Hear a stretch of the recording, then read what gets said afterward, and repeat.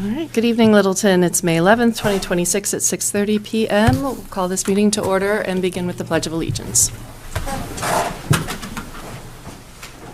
I pledge allegiance to the flag of the United States of America and to the republic for which it stands, one nation, under God, indivisible, with liberty and justice for all.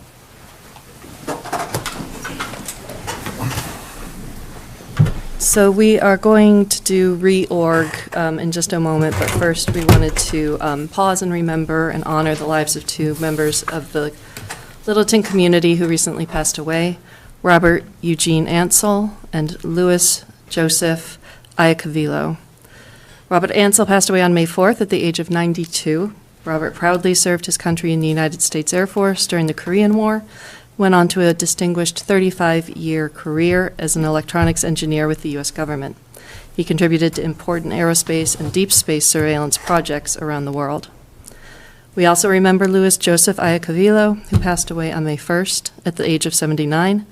Louis proudly served his country in the National Guard during the Vietnam era and was a man deeply devoted to his faith, his family, community. Mr. Iacovillo was an active member of the Knights of Columbus and St. Anne's Church. So on behalf of the town, I want to extend our heartfelt condolences to their families and to all who mourn their loss. Please join the Select Board now in a moment of silence in memory of Robert Eugene Ansell and Louis Joseph Iacovillo.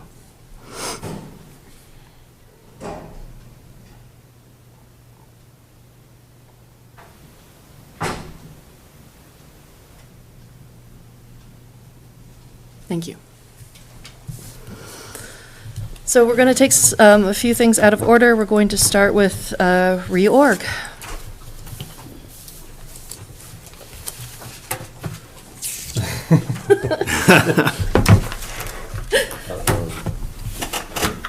Start Open the chair. discussion, or I can take if somebody has a nomination, I'm happy to hear it. I'll nominate Gary Wilson to assume the role of chair. Second. Sounds like a good plan to me. Yeah, Any other I'll accept the nomination. How about you, Pat? Yeah, I'm good with Gary as chair. All right. No other nominations? No other nominations? The other ones? No, just see if there are any others. Are there other nominations from? Okay. You don't want to do it again? Hearing none. I do not want to do it. Okay, hearing none, we'll go ahead and I'll accept a motion.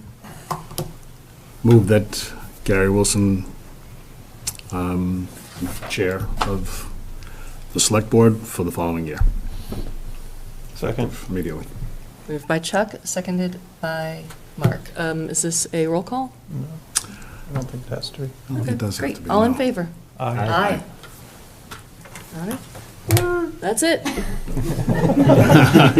You want to do it from there, or you want to slide? Here we go. Okay.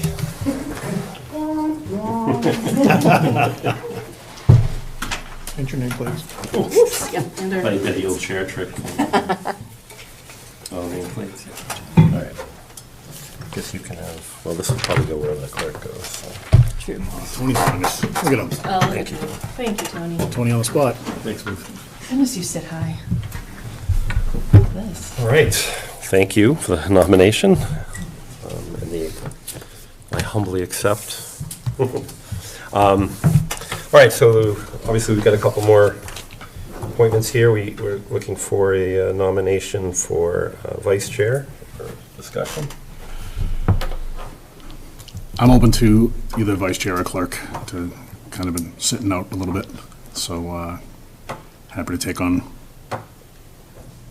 some of the lifting. You clearing your schedule a little bit? Clear my schedule. Yeah. So, for what it's worth. Anybody else? I'm open to doing whatever, so. Okay. You? You want to sit? Sure, yeah. Breathe. or- Okay. Let me test the waters for a bit. Okay. Fair enough. All right. I'll vote to, or make a motion to nominate Chuck DeCoste as vice chair. Second. All those in favor? Any other nominations? Any other nominations? those in favor? Aye. Aye. All right, thank you, Chuck. Thank you. Here, and then now we're gonna look for a clerk. I nominate Mark. I'll second that. You have a second? Only because the motions are much shorter now. If I had to read those whole bond council things, no. There. Any other nominations? Discussion? All right, there's been a motion and a second.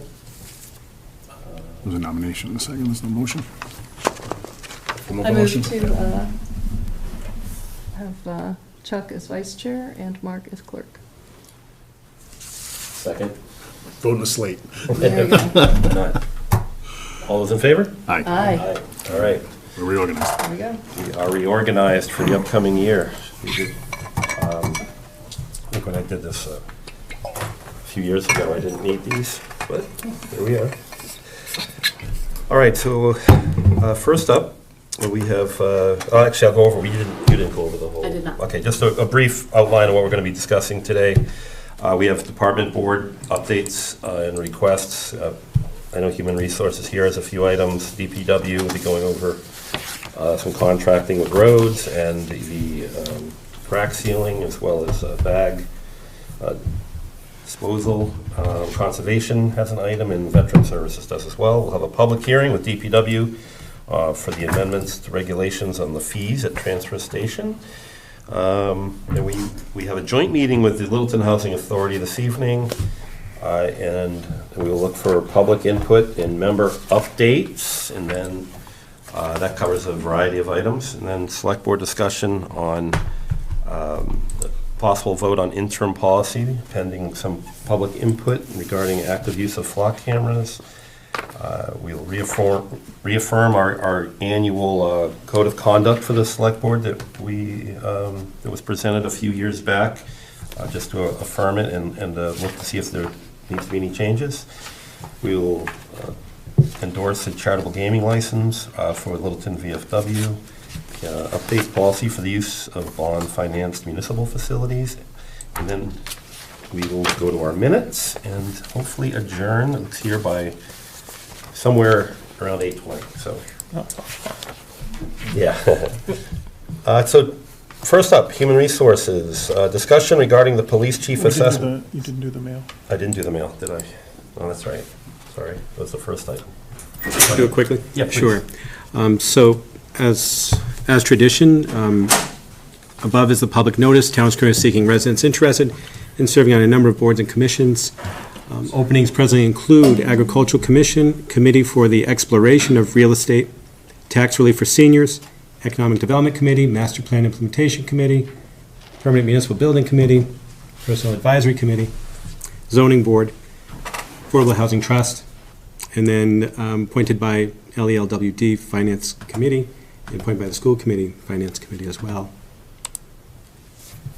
Select Board office hours for Mr. Mark Rombacher, 2 dates, Tuesday, May 26th from 4 to 6, and Wednesday, June 24th from 4 to 6 as well. The next 4 items are from notices from the Conservation Commission on 4 different projects. They are notice of intents, NOIs. They're filed under the state's Wetland Protection Act. As part of the process, Conservation Commission must issue a public notice, open a public hearing, and allow for comment and presentation. In this case, what I have up before you is an application from Boston Gas seeking to do work within the 100-foot wetlands buffer zone at Cataldo Pond Way for the purposes of installing a seasonal LNG facility. The public hearing is scheduled for tomorrow, May 12th. Next, we have another notice of intent. This is 359 King Street for work within the 100-foot buffer. And in this matter, the applicant is proposing to redevelop a residential property to a cluster residential development. This item, along with the next 2, are scheduled for the May 19th meeting of CONCOM. This one is a NOI for aquatic weed control for Cobb's Pond. The applicant is Cobb Pond Associates. And the last one is from LELWD for habitat enhancement on Taylor Street. I believe this is the land and approximately behind 141 Taylor Street, and somewhere between there and Beaver Brook. Same as the other two previous, the hearing will be for May 19th. And lastly, we did get an update last month, I think just after the last time we met in April, and from the Littleton Robotics. We are looking forward for the next update. I will say, and just to highlight, and you have this in your packet, they are the unofficial worldwide rankings currently place the team at 34 out of 3,724. That puts them in the top 1%. It's pretty Really, impressive. really cool. Yeah. Wow. And of course, to get there, a series of Yeah. stars all along the way, with the regionals and so on. They did go out to Texas earlier this month, and looking forward for the next update. And I know that on their webpage, and you can kind of follow them along. So I'm happy to share that and to receive the great news. So with that, Mr. Chairman, I believe that's all. Okay, might I ask who's online with us? Joining us will be Town Council Oh, okay. for an item later this evening. For later item? Yes. Okay, to make sure I wasn't. Apologies. Thank you. Yes, thank you. Okay, we do have a public hearing come up in a few minutes, but we'll try to get this human resources things moving here.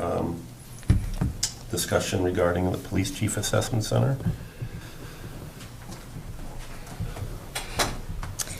Good evening, Michelle Vibert, Human Resources Director. Before I introduce the consultant, I just wanted to give the board an update on the Police Chief Assessment Center. We did close the posting on April 24th, and you have received 4 internal applicants at this point.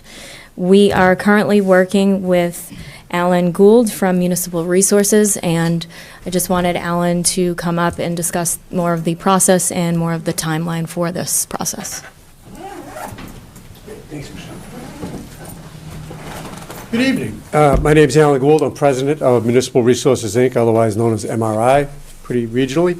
So this is a one-day assessment center. I think we're scheduled for the 21st. Is that still, yeah, still the 21st. It's an all-day process. It's really stressful. It's kind of an intense day for those of us doing the assessment, and particularly those that are going through the assessment. So we'll arrive, we'll probably get started at 8 or 8:30 in the morning, and we'll wind up late afternoon. We'll know pretty much what the scoring is by the end of the day, unless there's an assignment that we end up having we just don't have the time to finish scoring it that day. And you'll have the raw the scoring to you, a scoring summary to you within usually 48 hours. The 21st is a Thursday, so it could be Monday, because those of us that are out of the office to do it have some time to catch up maybe on Friday. That's usually conversion of the raw scores to a percentile and a little written summary. Questions?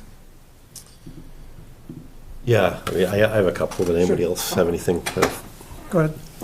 Really, it's some of the, we are going to be going over a pretty good change of command, not just at the chief level, but at the deputy, lieutenant, the sergeant level as well. Everybody's going to be a lot of upward mobility here. Everybody moves up. Yeah, hopefully, that's kind of the plan. I know a lot of work went into the police department with deputy and the chief to create a department like that, so, where we could do this.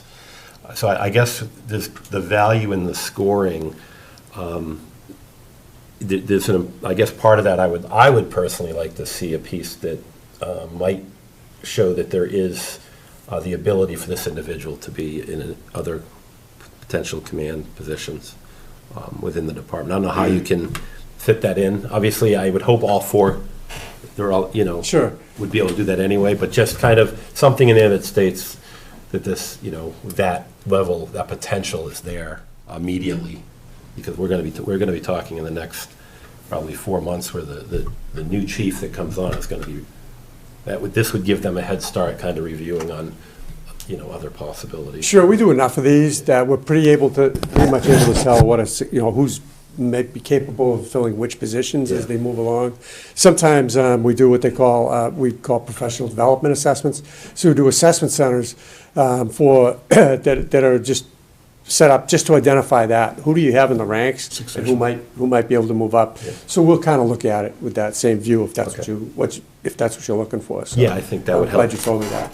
Yeah. Yeah. Okay. Just having had experience with MRI in the past, they do a great job, and they do give us kind of like a narrative of, Okay. you know, what they went through, and it's a great resource for us to look at, to be able to kind of determine, Yeah. you know, if there was some cream that rose to the top, and Yeah. where some of the shortcomings may have been for some of the other candidates. So it's, I think that's kind of part of what they do anyway, but having them know that up front, I think is a great idea. Very helpful. Yeah. When did we use you before? When was the last, when was the, Was that fire? Fire. Yeah, I think it was maybe fire. oh, okay. Yeah. All right, great. Got a pretty good fire chief. I will say too that, is the deputy chief the interim chief? He is, right now? yep. Because my director of police services, I'm a former police chief myself, but I run the company. So we have a director of police services, and I know Sean reached out to you. And he said that the response was almost immediate. We were looking for certain documents, like a job description and some other things that help us build the exercises, because they are built just to you folks. So I want to thank you for being so responsive. That was really helpful. Thank you. That's great. Karen? Anything? So I have a little, so you said you do the assessment on the 21st. It's a Yes. long day for everyone. And then you write a report to us, or you come back and give us a report? Or is it interactive, or? So at the end of the day, we're available to, of course, the board as a whole wouldn't want to meet because it'd constitute a meeting. We don't like to talk about the results in public anyways, to the detail that we do. We like to be open and honest about the whole thing. So if Mr. Duggan and certainly Michelle or others want to be there, you know, a member of the board, one of the things is that the three of us that are there doing the assessment, we're there to get, you know, we're a resource. So you can talk to us, we'll give you our input. We don't always agree on everything, or sometimes some of us will bring certain things out at the end of the day that I might not have thought of saying. So there is some value to that. And then the written report you get will just be a written report. You know, typically that would go to the town administrator or the town manager. And then, you know, we're happy to take questions. We're also happy to speak to candidates that want to know how they did once all the scoring is done and that's been reported out. Very often people want to know, you know, what are my strengths, what are my weaknesses, what did you see?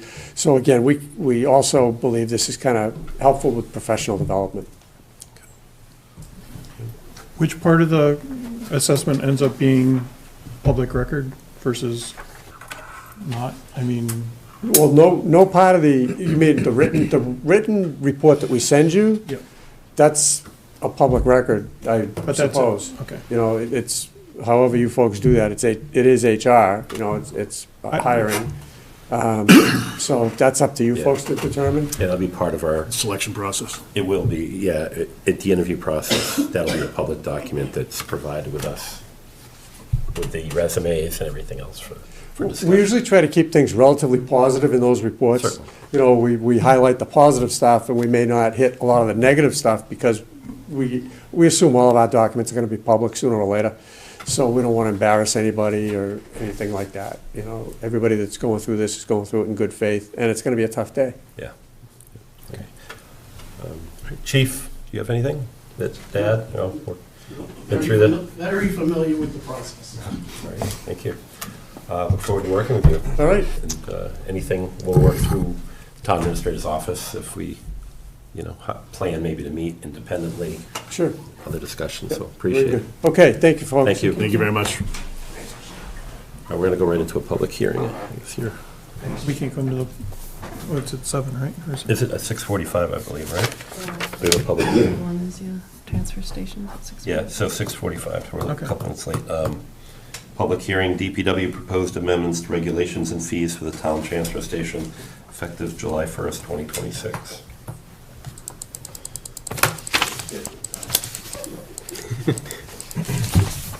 do I have to read the hearing notice? Yes. Yeah. Which item is Oh, I'm it? sorry, it's item 3. There's a lot of twos. Yeah, it's 2A through H.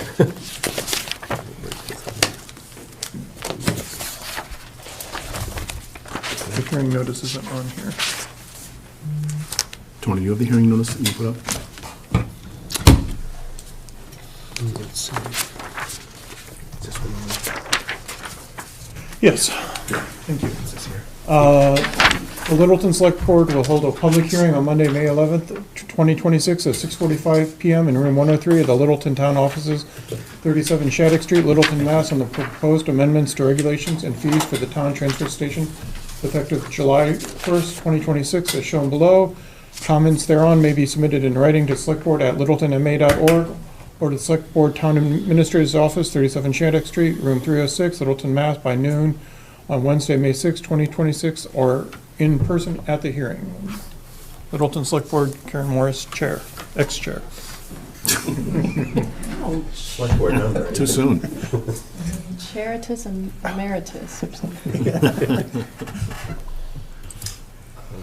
Okay, take it. Okay. Good evening, Stephen Alley, Director of Public Works. I'll be brief with the presentation, but again, first slide, just to look at overall sticker fees for the last 5 years.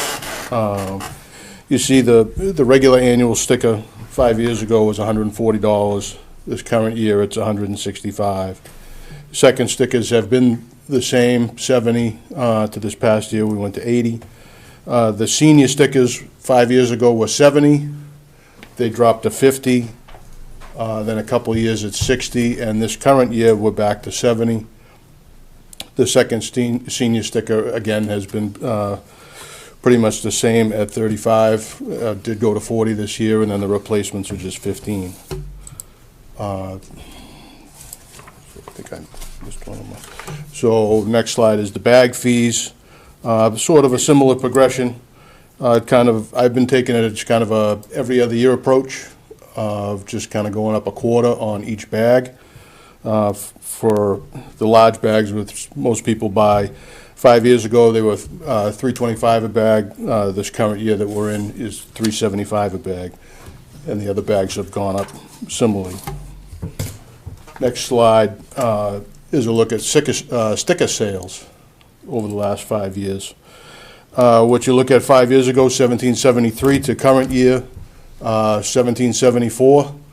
You know, we're really right around that same number every year. What we're starting to see, especially this year, is the transition from regular to senior stickers. Even though the bottom line number is the same, we are seeing that transition. Next slide just looks at tonnage for disposal. Now we got really good data because it's all since when we started hauling the solid waste. And again, the last 3 years has been really consistent, you know, within 20 or so tons. And again, current year I'm kind of on an estimated number, but it looks like we're going to project pretty similar to the last couple. Next slide is recycling tonnage. Again, pretty much the same, you know, within 20 or so tons.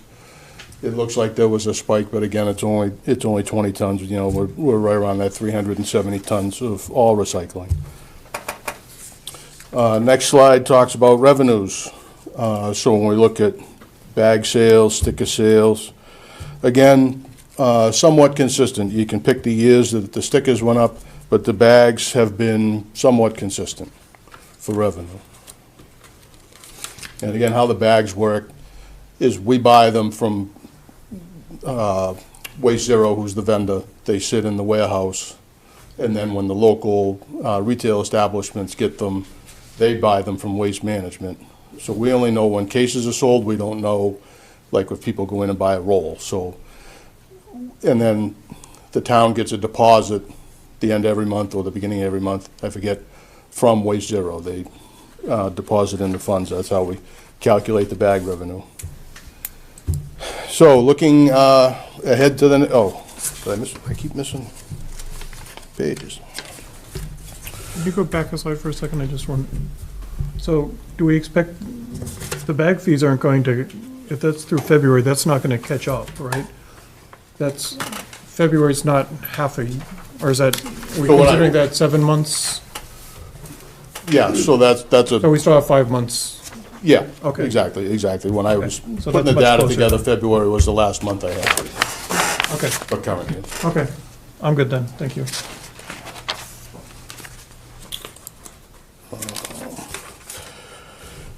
So this is a comparison that I did, and FY '25 was a full year of spending and revenues. So when you look at what we had actually budgeted, the 613,000, and then what we actually spent, which, if you remember my comment at town meeting, how it was always kind of over budgeted a little bit and we never actually spent to budget, is living proof. So we actually only spent 525, so, 90-some odd $1,000 less. So then when you look at the revenues that came in from bags and miscellaneous items, stickers, was 413,976.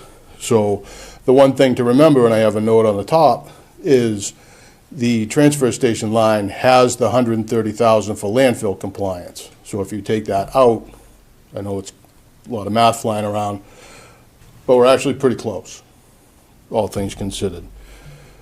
There are some things that, are eaten by the town and the highway department. Obviously, I got the spot off to the side. I had put some estimated costs together for operating the roll-off truck for disposal. Some estimates in driver salary, fuel, maintenance costs. So, it's about $41,000 in FY '25 spent, which is still way cheaper than contracting it. Yeah, it was over six figures, right? It was over six figures to contract it. But, yep. $2.50 a gallon. Where can we get that? Well, that's what we were paying off a contract price Okay. for FY '25. Gotcha. I think that'll be probably a little higher going forward Yeah. for diesel. So looking ahead to FY '27, pretty much across the board for stickers, except for the regular stickers, and I did that solely because a lot of the feedback I had been receiving. Not so much everybody didn't want their sticker to go up, but a lot of the feedback we get is, well, the senior stickers are half price or a little more than half price, but it costs the same to get rid of all the trash and recycling materials. So a lot of comments I received were closing the gap a little bit. So again, this is just a proposal. Bag prices, I'm kind of, again, like I said earlier, on that every other year cycle. So I was picking again to go up 25 cents. The disposal contract goes up about 5 cents every year. I mean, 5 cents, I wish, 5%. Cents on the dollar. So that kind of keeps us in tune with that. And then the only miscellaneous item really is just tires, just because the cost of disposal on tires is rising. We're comfortable with everything else. And then highlighted here in yellow were the changes, where a regular second sticker would go up $10 to $90. Senior citizen sticker, which is age 60 and above, would go from $70 to $80. A second senior sticker would go from $40 to $50.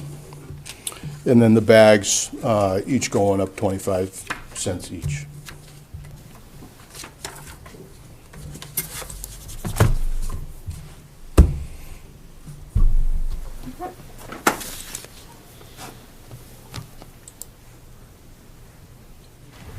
Happy to answer any questions if you have them. I know it's a public hearing, so.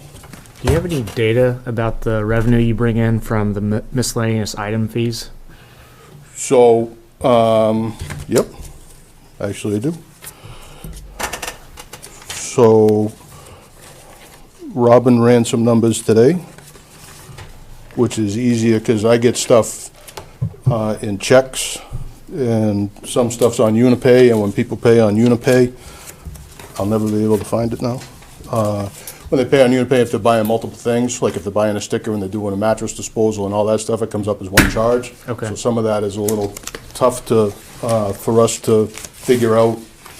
But if people go up and pay at the transfer station, it's a little easier.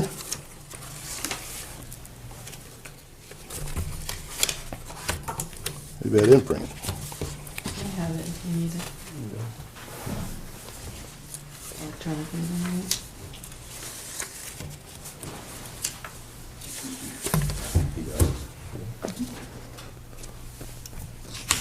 We'll open it in my email. So it looks like 2026 actual, which again is not yet done. The miscellaneous fees were about $26,832. 2025, they were $26,445. 2024 was $31,654. So almost 27 already. 26 and a half, 31 and a half, more or less. Thanks.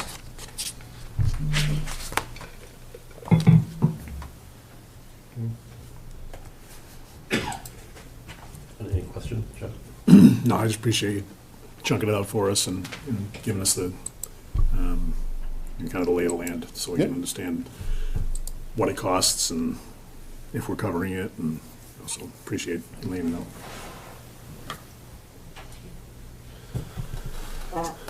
So I know we always get comments on the senior fees. I like that personally, I like that they're more parity. I wonder if we can provide stickers to Liz for those that qualify, if they're truly needed, on the AMI scale or whatever. So EHS does reach out every year for the new pricing, and I know they have them available to people that qualify. How many, what they pay, all that, I couldn't tell you, Okay, but they do have some available.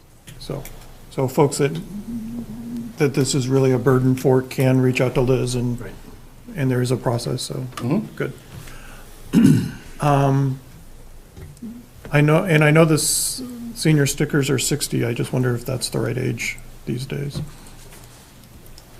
I mean, I know it's the same age we use, retirement age, the federal government raised the retirement age, right? You're like, July. I've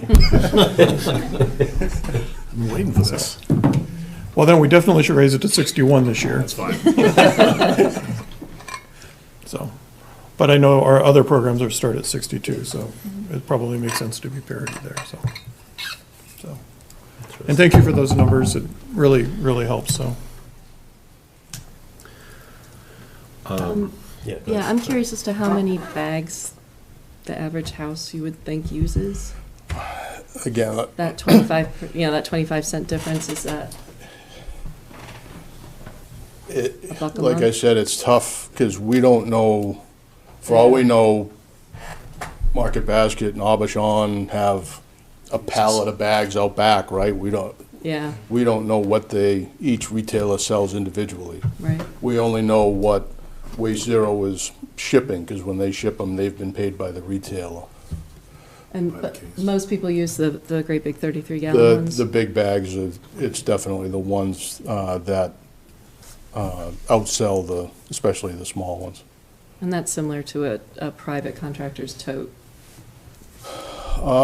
Yeah, some private contractor totes are the big, 96. like 64 gallon or 96 gallon. Yeah. But the 33s are the kind of the smaller ones. Okay, that's helpful. People probably go through one or two of those a week. It's more like a I would think. residential barrel. Yeah, I can tell you anecdotally, yeah, my family of 4 goes through one 33-gallon bag a week. yeah. But we recycle a lot, we compost, so it's just one example. I'm not even gonna go how much I use, so. Gary has Waste Zero 15 sent every right to his 2 house. to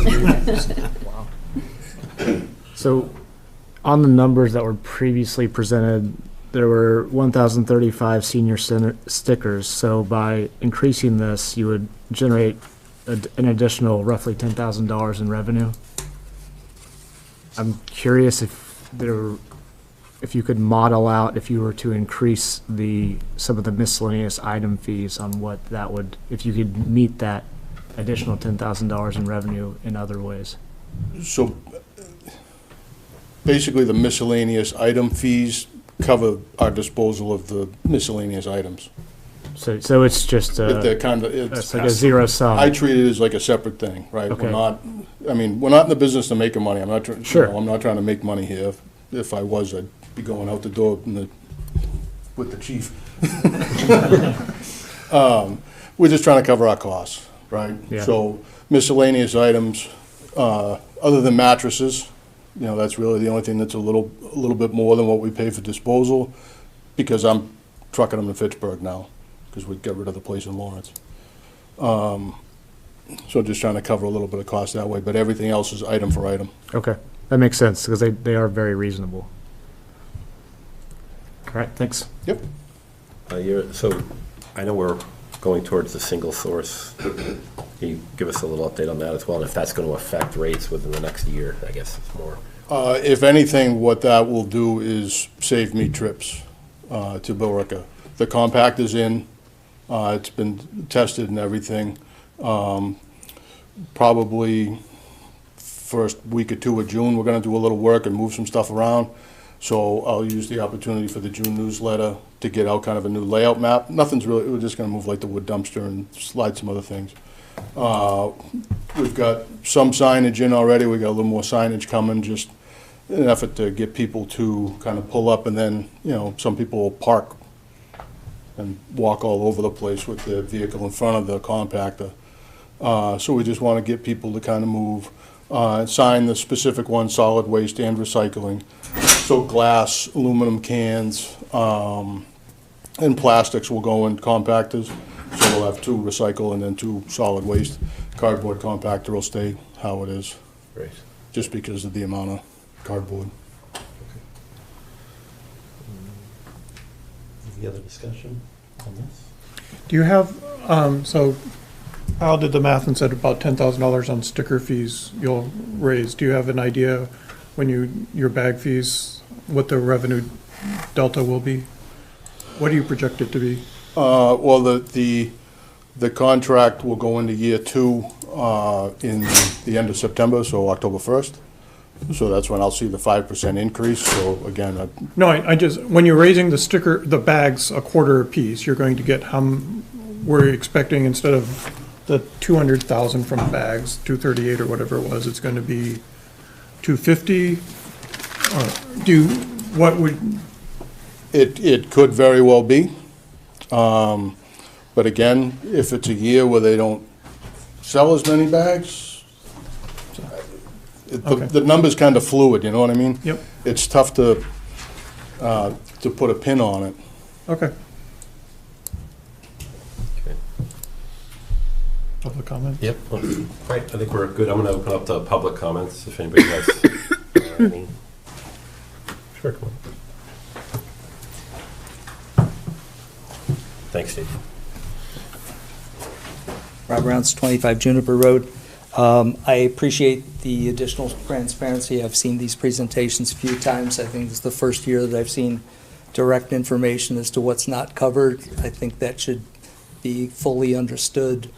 The transfer station does not cover the expenses of the transfer station. Steve identified several components, including the highway department's hauling cost, their personnel cost, the fuel, maintenance, et cetera. I think the white item that wasn't mentioned tonight is a number I got from Treasurer Robin Healy on February 3rd, approximating $45,000 of OPEB and other fringe benefits. All in now, we're into $60,000 to $70,000 that isn't covered by these proposed fees that you're probably going to approve tonight. I doubt very much that most residents are aware that when they pay for their private, because most residents use private recycling and hauling services at their curbside. I doubt very much that they're aware that they're also paying for a portion of the transfer station that they don't use. I think that should be made clearer and clearer each year. Again, I applaud the additional transparency tonight, but I think additional effort could be made to have the exact number as to what that fee is. Personally, I don't think that fee should be borne by residents that don't use the transfer station. I look more or less at this as your light and your water. If you choose to use a ton of water, you should pay more. And so you shouldn't have to pay for somebody else's water. you should have to pay for somebody else's electric utilization. So that's my opinion. I recognize not everybody shares that opinion, but I appreciate the additional transparency and think we could do more. I don't think that $60,000, $70,000, whatever the updated number, I didn't have Steve's numbers coming into tonight, but I did have that OPEB number. I think we should make that very clear. I think there's other ways to spend that money within our general fund budget. So with that, say thank you. Actually, Rob, if you may I ask a question? Yeah, speak to it. When you got that OPEB number from our treasurer, was it prorated? Because those people are not working exclusively, so that their entire OPEB is not being borne on the transfer station. So I don't think that number even included the highway. The OPEB number that you're seeing, best of my knowledge, pertains to the transfer station people. That number also is not covered. There's 2 employees at the transfer station. Okay, so I'm just trying to answer your question. So my understanding, that's the OPEB number pertaining to the staff at the transportation. I don't believe any allocation was made for what arguably could be another half of a job that would bump that OPEB number up even higher. All right, thanks. But you can follow up. Yeah, try and do my best. All right, thank you, Rob. Okay. All right, any other public discussion? A motion to close the public hearing? Second. Motion to close the hearing has been moved and seconded. All those in favor? Aye. Aye. It's a public roll call. I'm sorry, need this roll call vote. Kyle? Aye. Mark? Aye. Jeff? Aye. Karen? Aye. And I'm an aye as well. Public hearing is now closed. All right, we can continue. Did you have something else you need? No, I just, Okay. It's prepared. All right, so I guess we have, Mr. Chair, yeah. if I could ask Steve, were you able to find those numbers in the email that got run today? yeah, that you were reading Yeah. off the miscellaneous, yep. Yeah. So I thought that they actually showed that we were pretty close. Yeah. Yeah, and that's as of today. Yeah. So we still got 2 months, so we'll have 2 months more of bag revenue. So when you look at the bottom line number, I think we'll probably end up pretty close to that. Absolutely.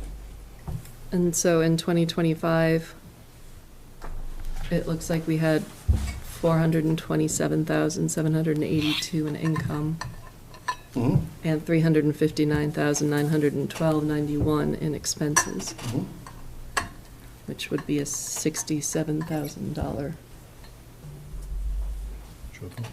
profit, right? I hate to use the word profit because Well, that would but cover, it would cover the landfill. Excess It revenue. would cover a chunk of the landfill. Excess revenue, that's a good way of putting it.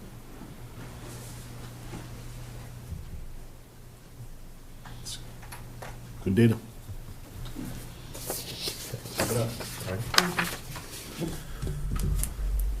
you ready for a motion? You good? Everybody's good? Discussion? Yeah, I don't have any discussion on that. It's always tough raising rates on anything when it comes to this, but this is, I know you presented the numbers well, and this is, so I think this is where we're at right now, so, thank you. Go ahead. Move the select board vote pursuant to Town Code, Chapter 181, to establish the following fee structure for use of the Town of Littleton Transfer Station effective July 1st, 2026.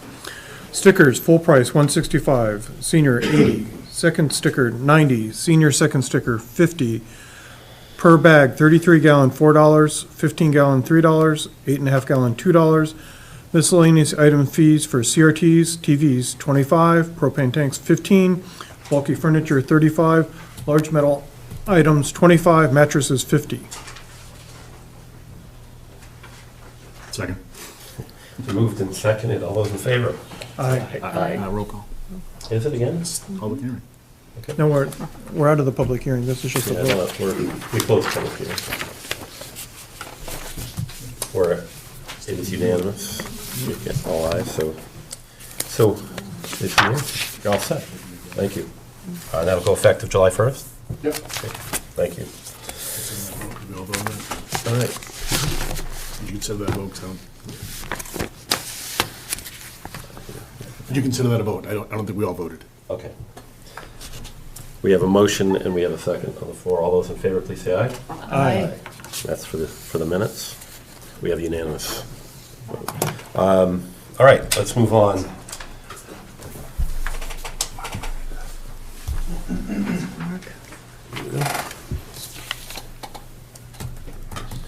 All right, so that closes the public hearing. We are running behind. Let's see. We have an HR vote to approve job description for the project manager position in place in the compensation plan Schedule A at grade 13.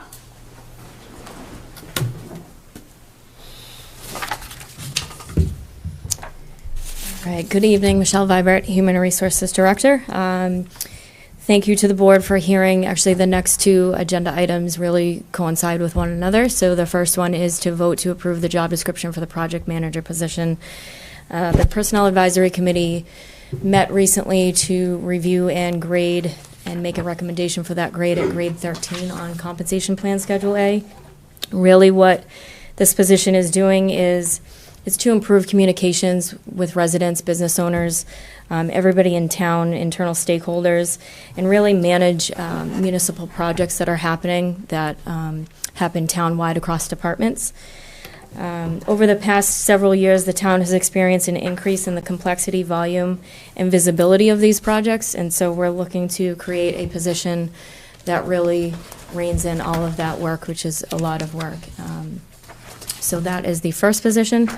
The second position, and Mr. Chair, do you want me to go into that or take these up one by one? Let's just do any discussion on this. I know we've discussed this in a previous meeting.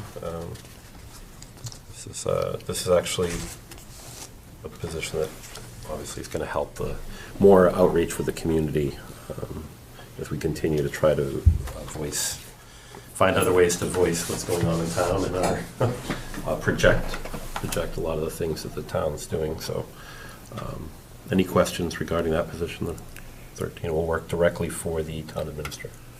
So my question, I guess, is more probably towards Tony than Michelle, because I have no problem approving the job description, but in the narrative that we had, it sounds as if we're transferring someone into that role, and I have more trouble doing that now than approving the job description.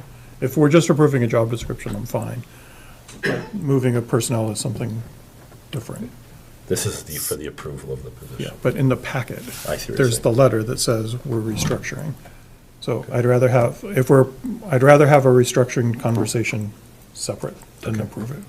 So that can be following the next job description if you'd like. Any other questions on this position? Look for a motion. 2B. Move the select board vote to approve the job description for the project manager position and place it on the compensation plan Schedule A at grade 13. Moved and seconded. All those in favor? Aye. Aye as well. Thank you. All right. Next is the job description for the information systems manager position. Yep, so the next job description for the information manager, the systems manager position is what Mark alluded to of the restructuring of a department. With the creation of the project manager position, we are hoping that an internal candidate, we would follow process and post this position internally. As we do other positions, the internal posting would stay up for 1 week. And if there is an internal candidate that is appointed to that position, that would leave an opening in the IT department. If that occurs, our restructuring that would happen is leaving an information systems manager solely in the IT department. So that is what this job description is reflecting, is that sole position that would be left in the IT department and what they would be responsible for. Again, the Personnel Advisory Committee did recently meet. They recommended a grading of compensation plan Schedule A at grade 14. Discussion? So we currently have a job description that's called Information System Manager that is on our compensation grid that is a 16. Michelle sent me the 16, and I haven't had job description a few hours ago. I haven't had a chance to go through and compare what a 16 versus a 14 is, because the job descriptions don't line up. One's in an old format, one's in a new format. It's not like you can go and say, make an easy matrix, so. I don't know how a 14 compares to the 16. I don't know how we have two jobs with the same title that have different grades. Thank you. So I'll just be frank, if you have the same title, that doesn't mean they're going to be the same grade necessarily. You could have an office coordinator and an office coordinator that potentially have different responsibilities. One may have responsibility for payroll, which may make it a different grade, one may not. In this specific case, what could have occurred is back in January of 2023, we restructured our compensation plan grid. The back end of the compensation table and how they grade positions also changed. So when you evaluate a job description, there are different categories that you evaluate throughout that job description. For example, complexity, judgment, accountability. When you go through and grade those, there are certain points that are associated with those. And what happened in 2023 is they restructured those points. So each grade has a different range of points. So back when the original job description was graded, there could have been a different range of points than there is now, which could have impacted that. I think, Mark, the greater impact here is this position has been stripped of supervisory authority. So there's no longer a position working for it. Now, obviously, that carries some weight when you're managing individuals. So the new IT manager position is managing basically contracts, IT contracts, and all the resets and password resets and stuff like that. So, but it no longer has any supervisory. Are we getting rid of the other job description? I'm sorry, say that again? Does the other job description go away? Yes, 16? yes, and so. That forces us to do a restructuring. We have someone in that job that's a 16 currently. Correct. We're doing away with that position without, we just said we weren't moving personnel. Not yet. So, but you just no longer have a job for them. You got rid of their job description. I mean, the job description's not going to go away till town meeting votes for it to go away, though. Town meeting only votes what's on the grid, not the job descriptions. So we have, currently, right now, you have a 16 and an 11 in that department. Mm-hmm. We're going from a 16 and an 11 to a grade 14 single position in the IT department. So, I think this is probably in the purview of the Personnel Advisory Committee. Right? no, it is. It's just, obviously, with the Collins Center and the restructuring of the grid and everything, this department, and this is a town administrator's decision, that felt that the use of that position now with the automation, the use of the contracts, the position is much less cumbersome for two people. One person can do it. So I'm not comfortable with changing to one person in that department at this time. Okay, so you want to, Because we just went through an entire budget process where they presented us with two people in the department, right? We voted a budget at town meeting last week that had two people in the department. We shouldn't be restructuring right after budget season. you're actually saving money here It- at the end of the We day. went through an entire budget process that said there's two people in IT. Now we're saying we can survive with one, which we possibly can, but what happens if we can't? What are we doing if we determine in August, September, that we can't survive with just one person? What do we do? I mean, you'd have to open up, create another position. There's no money, right? You can't, you would have to reinstitute the old. I have no problem voting the jobs. I have trouble transferring people, which is what you would be doing if you're getting rid of the 16. Yeah, I don't have Jim here. I think it's the decision of the town administrator to begin with, right? No, it is, but. No, because he can't move money from one department to another. But he can, we're talking about the creation of positions and dissolving positions that are in town. From what you said, then you don't dissolve the position, you just leave it open. Is that what we're voting on, though? So dissolve not. a position, we're voting on, We're literally voting on a job description, Yes. so which is a grade 14, because the town administrators determined that a grade 14 can manage the IT department in the current load of that department. So Mark, is your theory that if we create this, we are eliminating the other? That's what Michelle just said, that we're eliminating the 16 job But- descriptions. So you don't eliminate the, if I could clarify, the process, there's two different processes that you've spoken of. There's the budget process, which is completely separate from the process that we followed. The process we followed follows along the personnel bylaw. So the personnel bylaw allows you to make mid-year changes, and how you do that is you must get a recommendation from the Personnel Advisory Committee, and then it goes through the town administrator to the select board. The select board is the final approval to make those mid-year changes outside of town meeting. If all we're doing is approving a new job description and people are not moving, I'm okay with this. But if people are moving, then I'm not okay with That'll this. be the discussion for another. So Well, if but- people are but that moving, means- that would be brought to a future meeting, and then what would happen, because again, we have to follow that hiring process of posting, finding candidates, and then moving those candidates potentially, if they're appointed. The appointment would probably come before the board. If it is above step 5, it's not, it is a town administrator decision. The other piece of it is that the personnel bylaw allows you to make these mid-year changes, but we don't just remove a position from the grid. We don't fund it necessarily. So it depends on what the goal is of the project. In this case, we may not remove that position. We just wouldn't fund it, so it wouldn't be part of the budget process.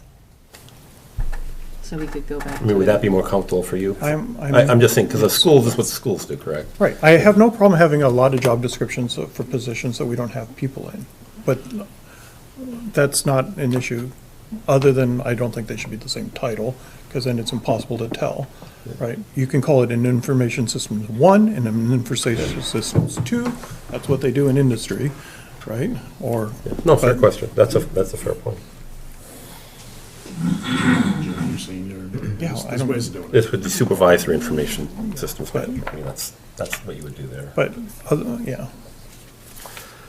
Okay, but are you comfortable grading this at the grade 14 outside? Because I- we're going to have, obviously have in can't- front of this, I- in front of us, we're going to have this. I can't tell, I haven't had a chance to go the difference between the 14 and the 16. Actually, I have a question on that specifically, probably for you. As I was trying to do some research on this, I was unable to find the compensation plan schedule on our town website. Where could I go find that compensation? It's actually, we're working on creating a book, because right now the only place it lives is in the bylaws or the town meeting documents. Yeah, so right now, Its own standalone it's in book. here, it's in your one. It's a Yeah, pain to find. Right, the town voted it, and so I can send it to you. the entire compensation plan. It should be a separate document somewhere, because, yes, It should, and I I look think it at should be it, I look for publicly it all the available. time, yeah. So, right, Mr. thank you. Chair, I had a question about the restructuring. Yeah. If you're, Kyle, were you done? I'm done, yeah. So it says that we're gonna, the idea is to increase the utilization of our existing vendor Thrive to assist with day-to-day technical support, which sounds great because we're already paying for it. Is there a plan for tracking the employee satisfaction with that change? I'm going to defer to Nancy on that, who is here, who is the current IT director. So I think it's kind of a little bit misunderstood. The first initial help desk calls are still going to come into the IT department. A lot of people aren't even going to notice what's going on. There are backups, so if that person is on vacation, then the end user can go directly to Thrive support. On a day-to-day basis, everyone's still going to go to the help desk in IT. It's going to be very transparent. It's rare that we do have to go to Thrive for backup. Again, if it's something that we can't figure out, or if somebody's out for the week or something. But yeah, and they do get recorded because they go through our help desk. So any calls at all will go through IT help desk first, and then it'll get escalated if need be to Thrive. So it's the same ticket system essentially? It'll be the same, yep. I mean, end users will have an option to go directly to Thrive if it's a 24/7 thing and somebody's not around, and we have that in place now, but we respond to people directly, and so they'll come to us first, or IT first. Thank you. Okay. Comfortable with voting here? You can recuse yourself if you're not. This is just, we're voting to approve a job description. I'm okay with the job description. Okay, and that's all we're doing tonight. This discussion will come back in front of our board to discuss a reorganization of HVAC. And Jim can speak to it probably a little more. Everyone good? Yeah. Yeah. Move the select board vote to approve the job description for the information systems manager position and place it on the compensation plan schedule A at grade 14. Second. Moved by Mark, seconded by Chuck. All those in favor? Aye. All right, thank you. You have one more item for I us? do. I have a lot tonight. I'm looking Sorry. I will try to keep this brief. I know there's a lot of people waiting. So one of the biggest projects that is happening, we're looking at in the department right now is our employee handbook, a lot of policies. Our employee handbook is for our non-union employees. And so there's a few changes in front of you that are really clarifying different things. And I'm not going to go through each and every definition, but I'll give you a highlight of the changes. The first several changes are adding a definitions section. I think when the employee handbook was created in 2021, this got lost. And really, we've had a difficult and challenging time administratively enforcing some of our rules and regulations and policies, specifically benefits eligible employees, what that means, non-benefits eligible employee. So really, these definitions further clarify definitions that are, or words, excuse me, that are listed within the employee handbook. I did speak with Mark earlier, and one of the definitions that this word is not mentioned in the employee handbook, but we may want to point to a different document, is a senior tax worker, because that is technically an employee. We don't want that to get confused with any of these definitions and what we allow for those employees. Any questions on the definitions section? The next section is just a small clarification on page 12, which is the merit stipend that we do allow for employees that are at step 10 of their compensation grid on Schedule A. There is wording that says unless stated otherwise, because they right now exclude collective bargaining agreements, and we've had some come before us asking if they are eligible for that. Next change is longevity pay. Payroll had requested from the treasurer's office that we clarify when this is paid out in order to hit the correct fiscal year for funding. They wanted us to pay it out in the second paycheck in July, so that is that sole change. So before you move on, Yes. on the merit pay, if an employee is transferred to a lower grade and they're at maximum step, are they eligible for merit pay? Yes. Because that needs to be clarified. It just says they're at the maximum step. It doesn't say that they would get merit pay if they would be beyond that step. It's if you're, so the eligibility that's listed if you are at step 10. So it doesn't matter if you're on, you take a position on a lower grade, we've had that happen. Not whether at step 10, but if they were to do that, they would be eligible for that. But they weren't they might not have been at step 10 before they went down, and now they would be effectively, when do they get merit pay if they go to a lower? If they are now at 10, or if they would have exceeded 10? It's whatever they are at on their current grade. So if they're, But if they are taking a position that is a lower grade, and they are appointed at step 10 by the board, they would be eligible for the pay. So it says, if the employee is transferred to a lower grade job, they shall enter it at their own step or the maximum step for the job, whichever is lower, right? So if you were a 5, you move to a 5? Not necessarily. My lovely HR answer, it depends. It depends on the grid and what step they're falling to and what the dollar amount amounts to. If you're making $30.02 and that next step closest to you on that lower grade is $30.03, that's where you go. If that happens to be step 10, then it happens to be step 10. Okay, if it happened to be step 11, would you get merit pay that year? There is no step 11. But that's effectively what merit pay is. When are you paying? Is it happening in the year that you would step to 10, move to 10? So yeah, as of July 1. So if you were at, let's just say that you were at 31 and grade 10 was 29, do you get merit pay that year? So you receive the merit pay biweekly, so it's not a lump sum. So I understand, but you're moving down to where you would effectively be off the grid at your current salary. Are you talking about a demotion or taking a different position? Because they're It's- two different scenarios. Transferred to a lower grade job. That's what it says in here. Right? Yeah. Do you, No, I see what you're saying, but what's the question on, so if What it year pays are you- out, it starts paying out on July 1st bi-weekly if you're a grade 10. Yep. Step 10, excuse me. So what's the question that you would change? What would you change? if you were moving to a job that, to a lower, if you went from a grade 12 to a grade 6, and all of a sudden, You're a step 10 you're now. step 20, would Okay, be, yeah. well, you're way off the grid. Yeah. Do you get merit pay that year or not? Start You're talking about getting- if you're redlined. So you're talking about a redlined employee that is off their, like, Because they took a lower paying job, do they get merit pay? you would never have that happen. Because if they take a lower pay, they know the existing range of the position. We cannot pay them outside of that, because per the personnel bylaw, they have to be paid according to the grid.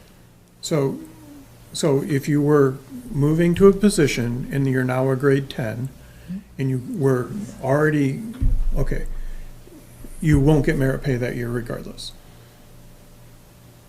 Unless you're, again, unless you're at step 10.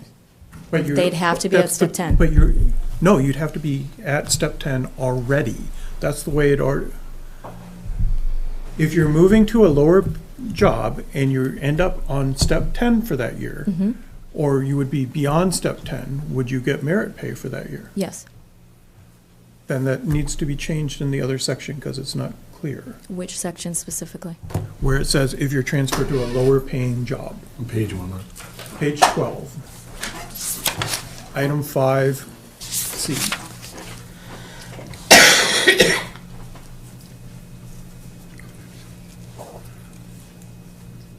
So as I mentioned prior, the handbook itself, the entire handbook is being looked at. That is a lengthy project. This is, and I'm glad you're bringing this up because this is No, going I'm to only- be constantly changing. I understand that, but you're saying you're clarifying merit pay, Mm-hmm. and this one directly affects merit pay. Yep. I have a lot of other comments on the handbook, but I won't bring those up because We you're can not- spend time together. No, I I don't think want to bore yeah, that's these a- that's a lovely fair- folks I mean, a lot on of this policies. discussion should probably happen before. No, it's just, I mean, this one specifically around one of the things that was being. I mean, this is a document that changes throughout the year. It's supposed to be that way. So we can update it as necessary as she brings it forward. Any other questions on that piece? And then I have one more. The last change is we have come across a few examples of the section under health insurance for retired employees, and the two bullet points that have strike through, they are not enforceable. We have reviewed this with council. They've actually reviewed all of these changes. And so we are just talking about them being enrolled in town insurance prior to retirement. No qualifiers. Yes. And unfortunately, we know, like, those qualifiers are put in to help with financially, but unfortunately, you're not. I know the federal government does. You have to be enrolled 5 years before retirement, right? So we're saying you're not going to have to have any. The day before you retire, you could. As long as you have insurance, and Interesting. to be honest, unless you have a qualifying event, you cannot add your Enroll. insurance the day before. So they'd have to have it a full year before, at least. They could do it open enrollment the year before they retire. Michelle, does that also apply to dental and vision? Or is this No, just so health? dental and vision are different because in retirement, we actually don't have dental and vision right now. So they are allowed to stay on dental and vision through Cobra Insurance, which is 102% of the premium.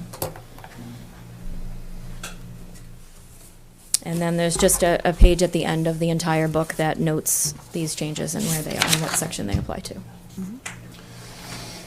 And everyone will be happy that is it.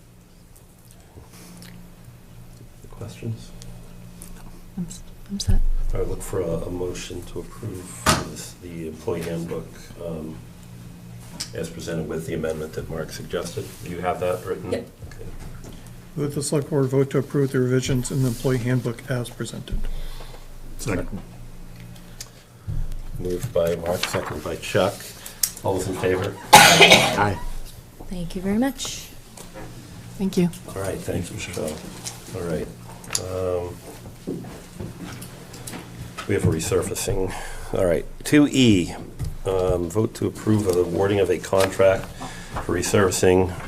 Looks like work on Spartan Arrow and other locations. Kyle, probably could have tied yours with your other stuff. Apologize. I'll get you back on time. All right, I got 2 bids, need approval, thanks. Second. Or, I mean, it's not a lot of discussion here. This is expected work, so. Yeah, first one is kind of a spring resurfacing bid. Spartan Arrow, Sheridan, Matthew, Nicole, and Mason Brook. And the second one is crack sealing, various roads, and then crack sealing and seal coating at the police department parking lot. And for those that want to know, I opened bids for Russell Street Thursday. That was coming up, my next question. Thank you. Mr. Chair, I had a A lot of question. happy campus. This one's the next question. So the seal coating contract, that was, we only received one bid. One bid, I'm not terribly surprised. Yeah. Have we worked with them before, Yes. and you're happy with it? Yep. Okay, thank you.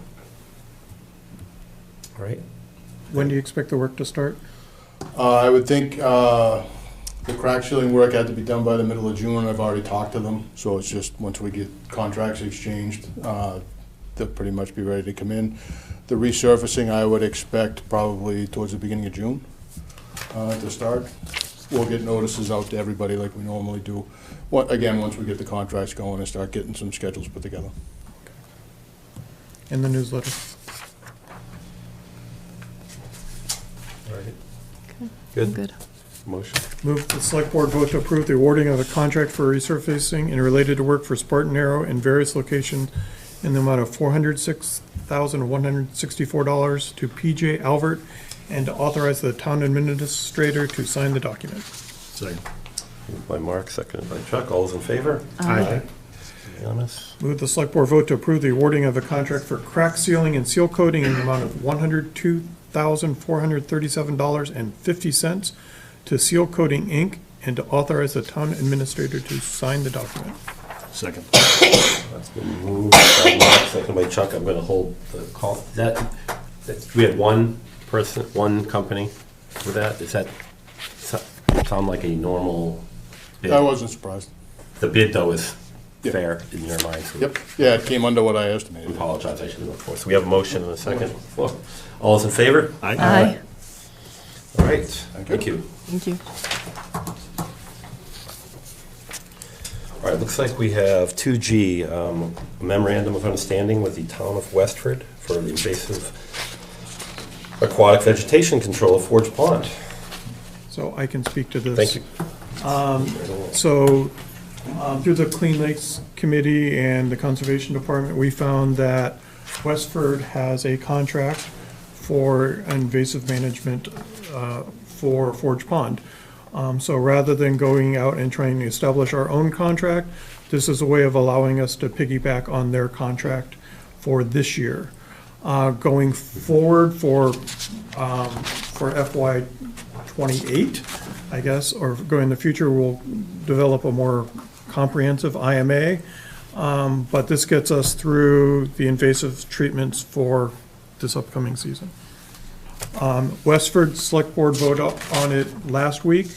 Approval contingent upon their town council sign off, which I have not heard whether they signed off or not. Our town council wrote it, so. So this is an MOU that's attaching ourselves to that contract? Yeah. Okay. Discussion?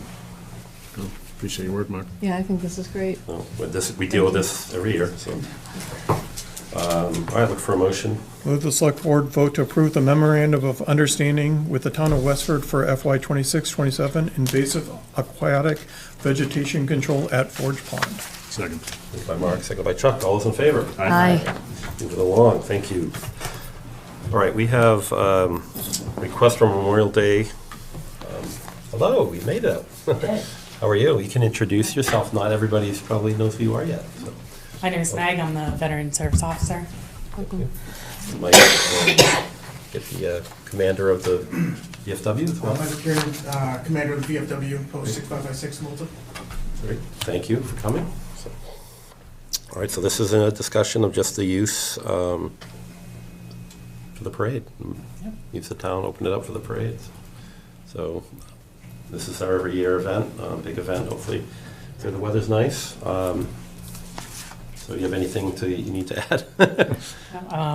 Following the same plan. Okay. I've talked to Mike to make sure that. Parts of town, all the way up? Okay. Yep. It's gonna be the same. Okay. Any discussion on this? No. All right, let's get a motion. Move that the select board vote to approve the Veteran Service Officer's request for the approval of the Memorial Day Parade to be held on Monday, May 25th, 2026. All right. Second. Moved by Kyle, seconded by Mark. All those in favor? Aye. Aye. Are you involved with probably not the VFW? I'm not a member of the VFW in town, however, I do know Mike. I've known him Okay, for a while, so okay, I we're do gonna know them. Ty, I want to move down just a little bit, so you don't have to hang out for the whole night. But what, I believe it was, we have another point. A license, okay, Gaming so it'd be license, 6C. Can we knock that out? You have 6C? Yep. Okay. So this article is endorsement of a charitable gaming license submitted by Littleton VFW Post 6556 for an event to be held on June 13th, 2026 from 6 to 12 p.m., or I guess a.m. there, 6 p.m. to 12 a.m. at 21 Taylor Street. Can you just describe quickly what it is? It's just a bingo night being held by the VFW, supported by the Friends of Littleton Veterans. Okay. Just a charitable event for us to money for our club to help out the community. Any questions? Mr. Chairman, the chief has signed off as well. Okay, so no issues. You do other events, this is just a different event than you normally do. Correct, yes. Okay. All right, if there's nothing else? I just have a question. We're endorsing this or we're approving it? So when I conferred with the town clerk, she said it was an endorsement of the document. The document for signature, I believe you have, Mr. Chairman, and I believe the word endorsement is there, and that is both for the board and for the police chief as well. I apologize. In essence, as I'm told, the document would then be sent over to the state for their approval. Okay. So that's all, we just give it the blessing so I can go to. Little different process. Yep, I was just Secretary Goldberg. making sure we're doing the right motion. Move that the board endorse the application submitted by Littleton's VFW Post 6556 as presented in the meeting packet. I assume it's VFW, not CFW. Second. Moved by Mark, seconded by Chuck. All those in favor? Aye. Thank you. Thank you very much, Michael. Any fun of that? Luck. All right. Hearing's done. We do have a joint, this should be a quick meeting, right? Yes. We have the Littleton Housing Authority. Come on up. We have 4 seats. I don't know how many members we have here today. 3? That is a quorum, correct? No, we do not have a quorum. I think it's just the two of us. Okay. Harlan Harvey, Yep. at Warren Drive. I'm the chair of the Housing Authority Board. We have a resident who has expressed great interest in becoming a member of the board. I don't see her here, but she has attended several of our meetings in a non-voting capacity, and she's a longtime resident of Littleton, and I would appreciate it if you could approve her position on the board. But she's not a tenant of the Housing Authority. She is. She is. She's a resident. She's a resident, she would be occupied, there's a required resident member, and she would be that. And it's been difficult to get volunteers. All right, I guess I have a question regarding the authority to appoint this position. Is it solely with the select board, or is it a joint appointment? It is a joint appointment. So we would have to vote, and then you would have to vote in another meeting with a quorum. Right. Okay, all right, just want to make sure. Yeah. We're going to do it all in one night, but No. that's fine. Do you have the individual's name? Is Schallberger? Yes. Okay. Pat Schauber. She's a retired realtor in town, and she's been here for a long time. I was just questioning the printing. Yeah, we saw the application, so I mean, I think we've had it in the packet. Is there any discussion on the appointment? So, Appreciate people coming forward. all right, no, thank you for volunteering. Move that the select board and the remaining members of the Littleton Housing Authority vote pursuant to Mass General Law, Chapter 41, Section 11, to appoint Patricia Schallberger to fill a vacancy on the Littleton Housing Authority through June 30th, 2026. Says it's a roll call. Second. This will be a roll call vote. It's, I think you have a second, Chuck. Chuck? I'm in favor. Karen? Aye. Mark? Aye. Kyle? Aye. And I'm an aye as well. All right. Do they, Do you have more of the discussion? well, or- I think they just vote, right? Because it's just a We don't joint. have a quorum, so I think what we'll do is, at our next monthly meeting. I don't think it matters, right? Because we're doing a joint appointment. I think it's just, Okay. They can't be there, they haven't met, they're not meeting officially, so it doesn't. but I don't think it matters. I think whoever's here, I will have. just vote. Go ahead. Just in case it And- don't take. Yeah.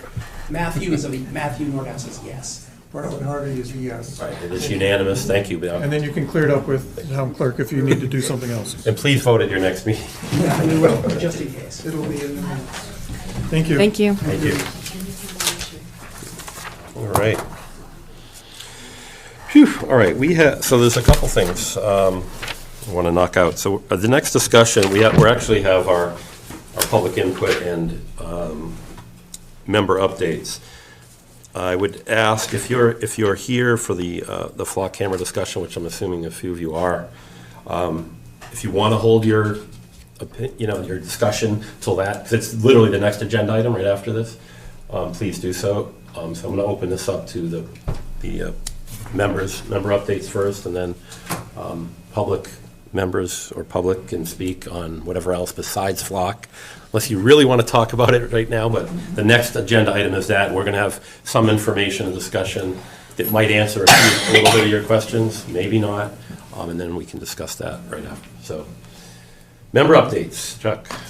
I just want to say thank you to Chief Bernard for his service, and did a really nice ceremony to send him off 2 Fridays ago, and wish him all the best. I wish the department the best, and congratulations to Chief Patterson filling the shoes and kind of keeping us running.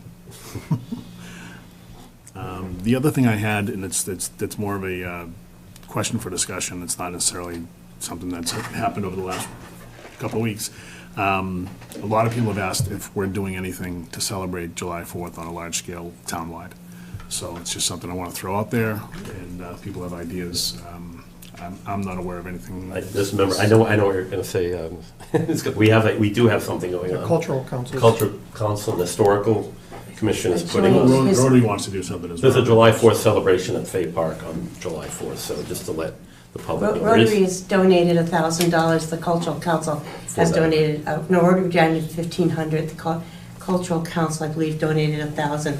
The Historic Society is sponsoring it, so Andy Bowers seems to be spearheading it.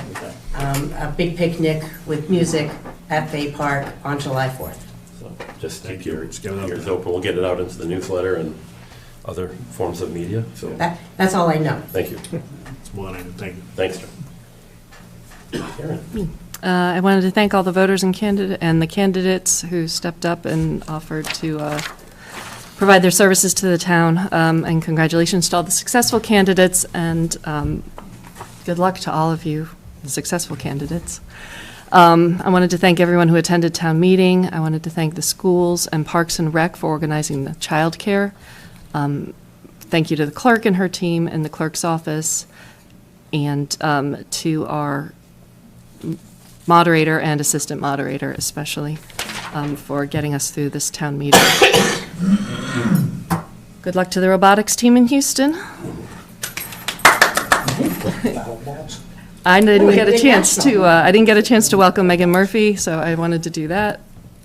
Thanks, Megan, wherever you are. I attended Sue Raymond's retirement party. I wanted to thank Sue Raymond for everything she did, mostly herding cats in terms of doing our minutes, I think. And she did a great job with it. I attended the Chief Penard's retirement, And I wanted to welcome our interim chief, Patterson. I attended a whitewash of the town meeting. Jim has started organizing those, and he gets all the department heads, town clerk, everyone together to talk about what went right, what went wrong, and potential improvements for next year.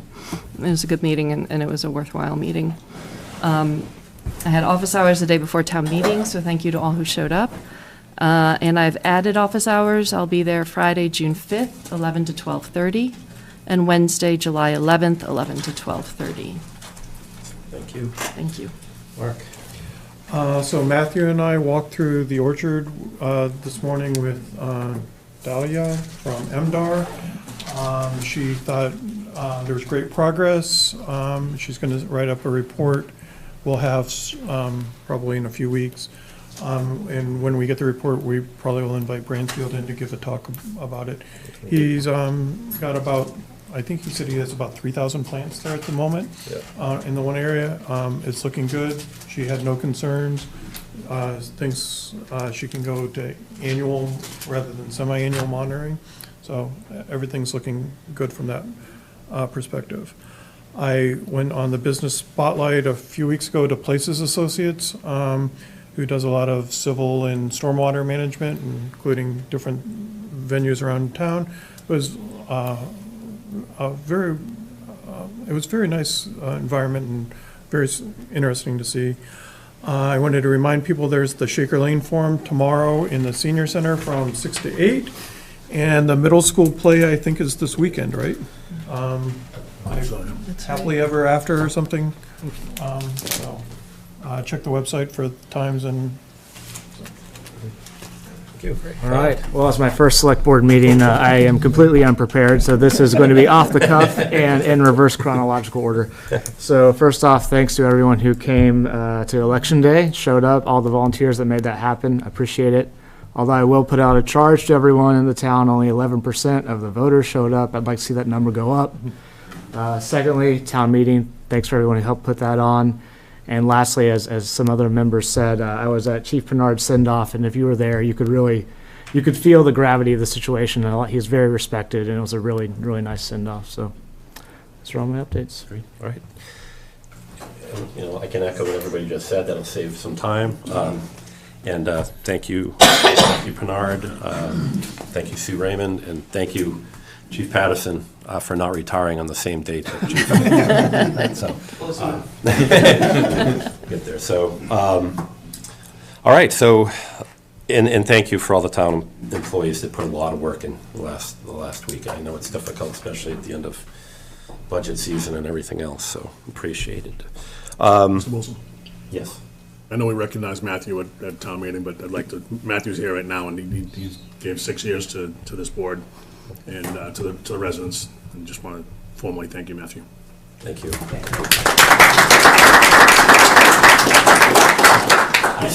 I miss it already.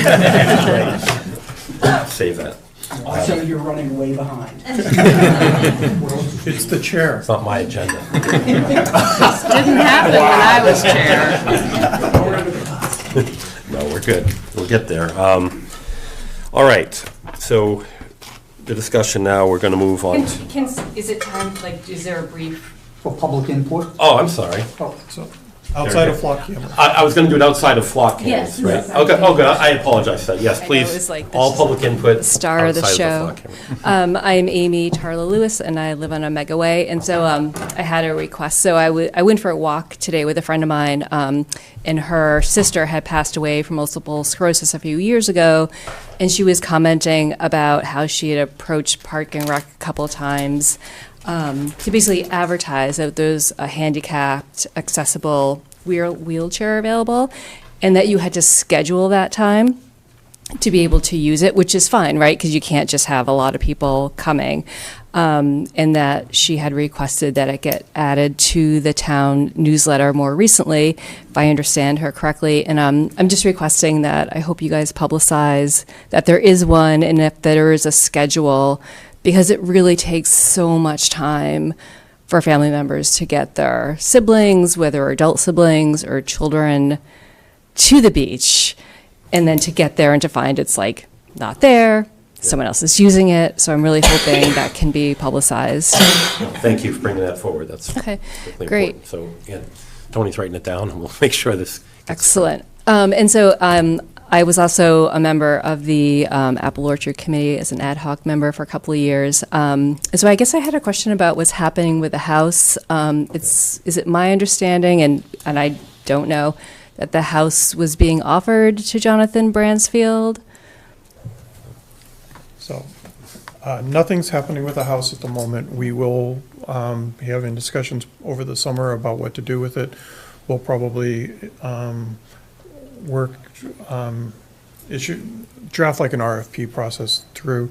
We can't actually do anything except lease the house without town meeting approval if we wanted to sell it or something. So it will go through town meeting. Yeah, so it would have to be declared surplus first. So Okay. that will probably, the goal is for something like that to happen in the fall town meeting. Yeah, because you know, I know I said it like several times, and I'm not going to repeat myself again. But actually, I am going to repeat myself. It's so critically important for a farmer to be connected to that land and be living on the property. And whether you lease it or you sell it to him, he needs to be living there for that property to be successful. Thank you. So, All right, thank you. thank you.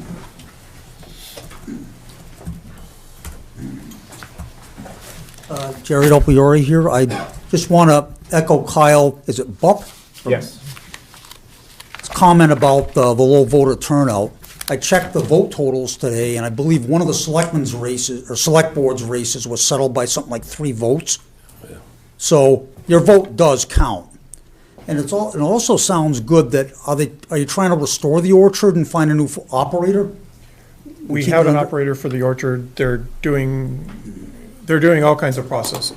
They're growing trees in pots. There's talks of doing some orchard, not necessarily apple, going forward, mulberries, pawpaws. He has a whole grand vision.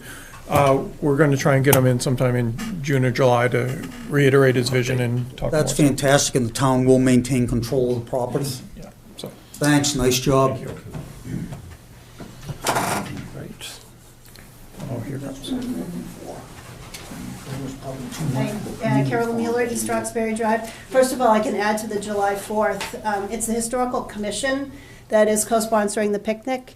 The Historical Society, though, will be open from 10 to 12 in the morning. We're going to have a Declaration of Independence reading at 11.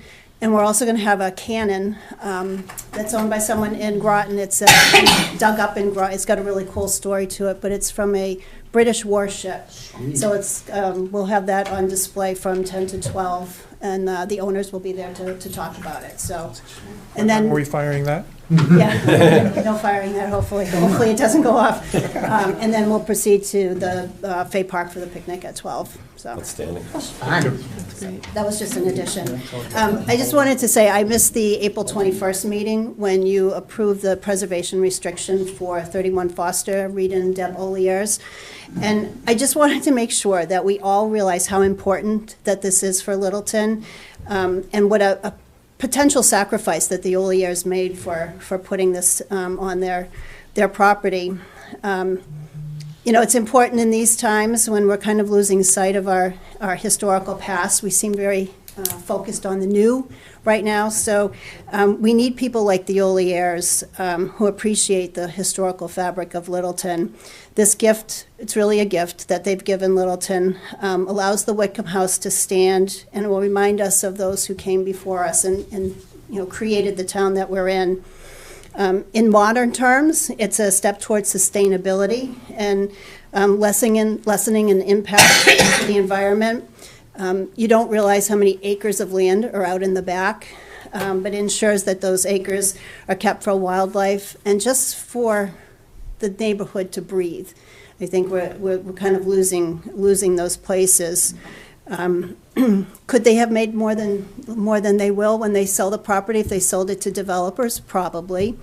So it's their foresight that will create, you know, protect that property and the neighborhood, and we shouldn't lose sight of that. So I hope this kind of sticks in the back of our minds as we move forward in progress, and we really shouldn't forget what a great opportunity this is for Littleton, and thank the Oliers for what they've done. Thank you. Thank you. right, anyone else? Thank you. Hi. Thank you, Matthew, and congratulations to Kyle, and congratulations, Karen. Megan Rank, 6 Green Needles Road. Just not sure. This year, I just seem to have noticed, I was really taken aback. I was driving to Devon's the other week, and the stretch of road between the high school and Air, there is so much litter, like so much litter in the trees, like big pieces of plastic.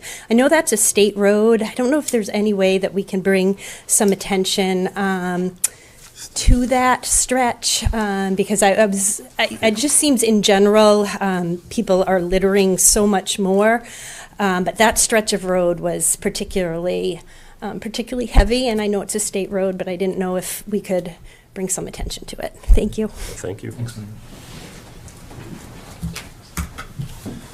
Right. We'll close this public input edition. All right, so we're going to move on. I know there was some discussion at town meeting in regards to the flock cameras, and Ms. Morrison had discussed developing an interim policy as we decide how to move forward as a community in regards to flock cameras. I'm not going to lie, I personally didn't know a whole lot about flock cameras, and I've done a lot of work trying to study and figure out what communities use them and what's the good, what's the bad, and the difficulties that towns are facing, the ones that use them. So I did want to mention that we are in charge of policy.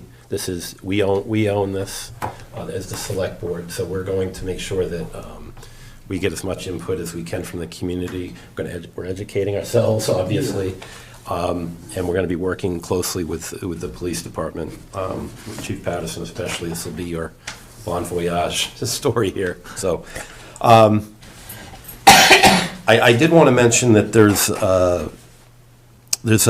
currently a bill in front of the State House Bill H3755. It's an act that's going to be establishing driver privacy protections. This is a critical importance because right now you're seeing towns across the state fragmented. I mean, you could drive through this town, there's cameras and flock cameras. This town there isn't. This town there is. This town there is. This will create they're trying to create a state policy that's really going to identify on how they can be used in a baseline on that. So look forward to that being fast-tracked. Massachusetts does not have a lot of data privacy laws. We're lacking way behind as a state. Our current consumer protection laws were not written with the current technology in mind. They simply weren't. The state policies are not up to date, catching up with, and Beacon Hill is very slow on things like this, but technology has outpaced most states and most communities. I saw a story on the news last night of a car that got a hit and run, and the vehicle, it must have been a pretty nice vehicle, that got hit, took pictures, because the owner was inside an establishment. The vehicle actually took pictures of the vehicle that was going away. So that's kind of crazy technology that we're going to be seeing, and we're going to have to deal with it as a community. So we passed a budget. I personally want to take some responsibility for not getting down into the weeds of a bill of a warrant that we probably should have acted on, or at least had a presentation we're able to discuss as a board, as the policymakers in town. So I will say I'm not going to throw Chief Pennard under the bus on this. This is something that a grant was given from LELD. I kind of tracking this back, trying to find out how the origins of this happened. LELD does an enormous amount for the town in grants. Every year they give a grant for something. So they provided this grant. Chief Pennard took this forward and Chief Patterson, you can probably speak to it more, from a point of this, from a good place, not completely sharing it with the rest of us, which is probably, something that we'll put into policy. Now, Chief, I was talking to the Select Board member DeCoste. Chief it's a strong chief position. There's a lot of policy and things that get created from that department and from the fire department on things like this, that, we talk about policies that he sets forth. You had a couple that you listed off that he makes decisions on. However, this was one that, I feel, and I think all 5 of us feel probably should have come in front of the board. Actually, it should have come in front of this board for discussion, for evaluation of a policy and public forums such as this. So that being said, I do want to recognize that I know he did it from a place of law enforcement, protecting citizenry. We saw how the flock cameras were used for the Brown students that were murdered. They captured the individual up in New Hampshire through the use of flock cameras through different communities, or pinpointed them exactly where he was. Now we all know the danger outside of that. So I don't want to get the politics in this, and unfortunately politics become part of it to some degree. But as far as this board's concerned, I think I want to strategize on what's best for this community. Yes, we're the 5 elected executive members of the community that have to make the final decision, weigh the good and the bad on this. And is there an outcome that we can live with, to continue to use flock cameras? And that's going to upset people if the answer is yes. And on the no side, what are we losing if we're saying it's just not something that we can live with? We can't control the data if that's the case, or we don't have control over who gets to see the data and use the data. So these are the things we're going to be struggling with. There's not going to be a decision here made tonight, but there will be an interim discussion if we can create some type of an interim policy, whether it's to freeze anything, access to these cameras, or to go forward as long as we have some control. But we don't know enough. We're going to have some presentations that are going to come forward for us. We're going to be recommending the chief and potentially get the contractor in here. I want to get raw details. Kyle shared some documents that I think we're probably going to make public and put it on, probably be smart to put it on our website. Watertown is probably the perfect example. I don't know how you found that exact community. So You did? Daryl Baker found it. Okay. So if you have time and you're really interested in flock cameras, go to Watertown's website and look at how they dealt with this. They approved it, went through. Town manager approved it through the police department to have it. Community found out, like, whoa, wait a minute, what's going on? After it was approved, it got revoked because of the data use and where that data is stored and who can have access to it and how it's shared. Every member up here is going to have an opinion, and it's something we're going to have to struggle with and weigh at the end of the day on where we move forward with this.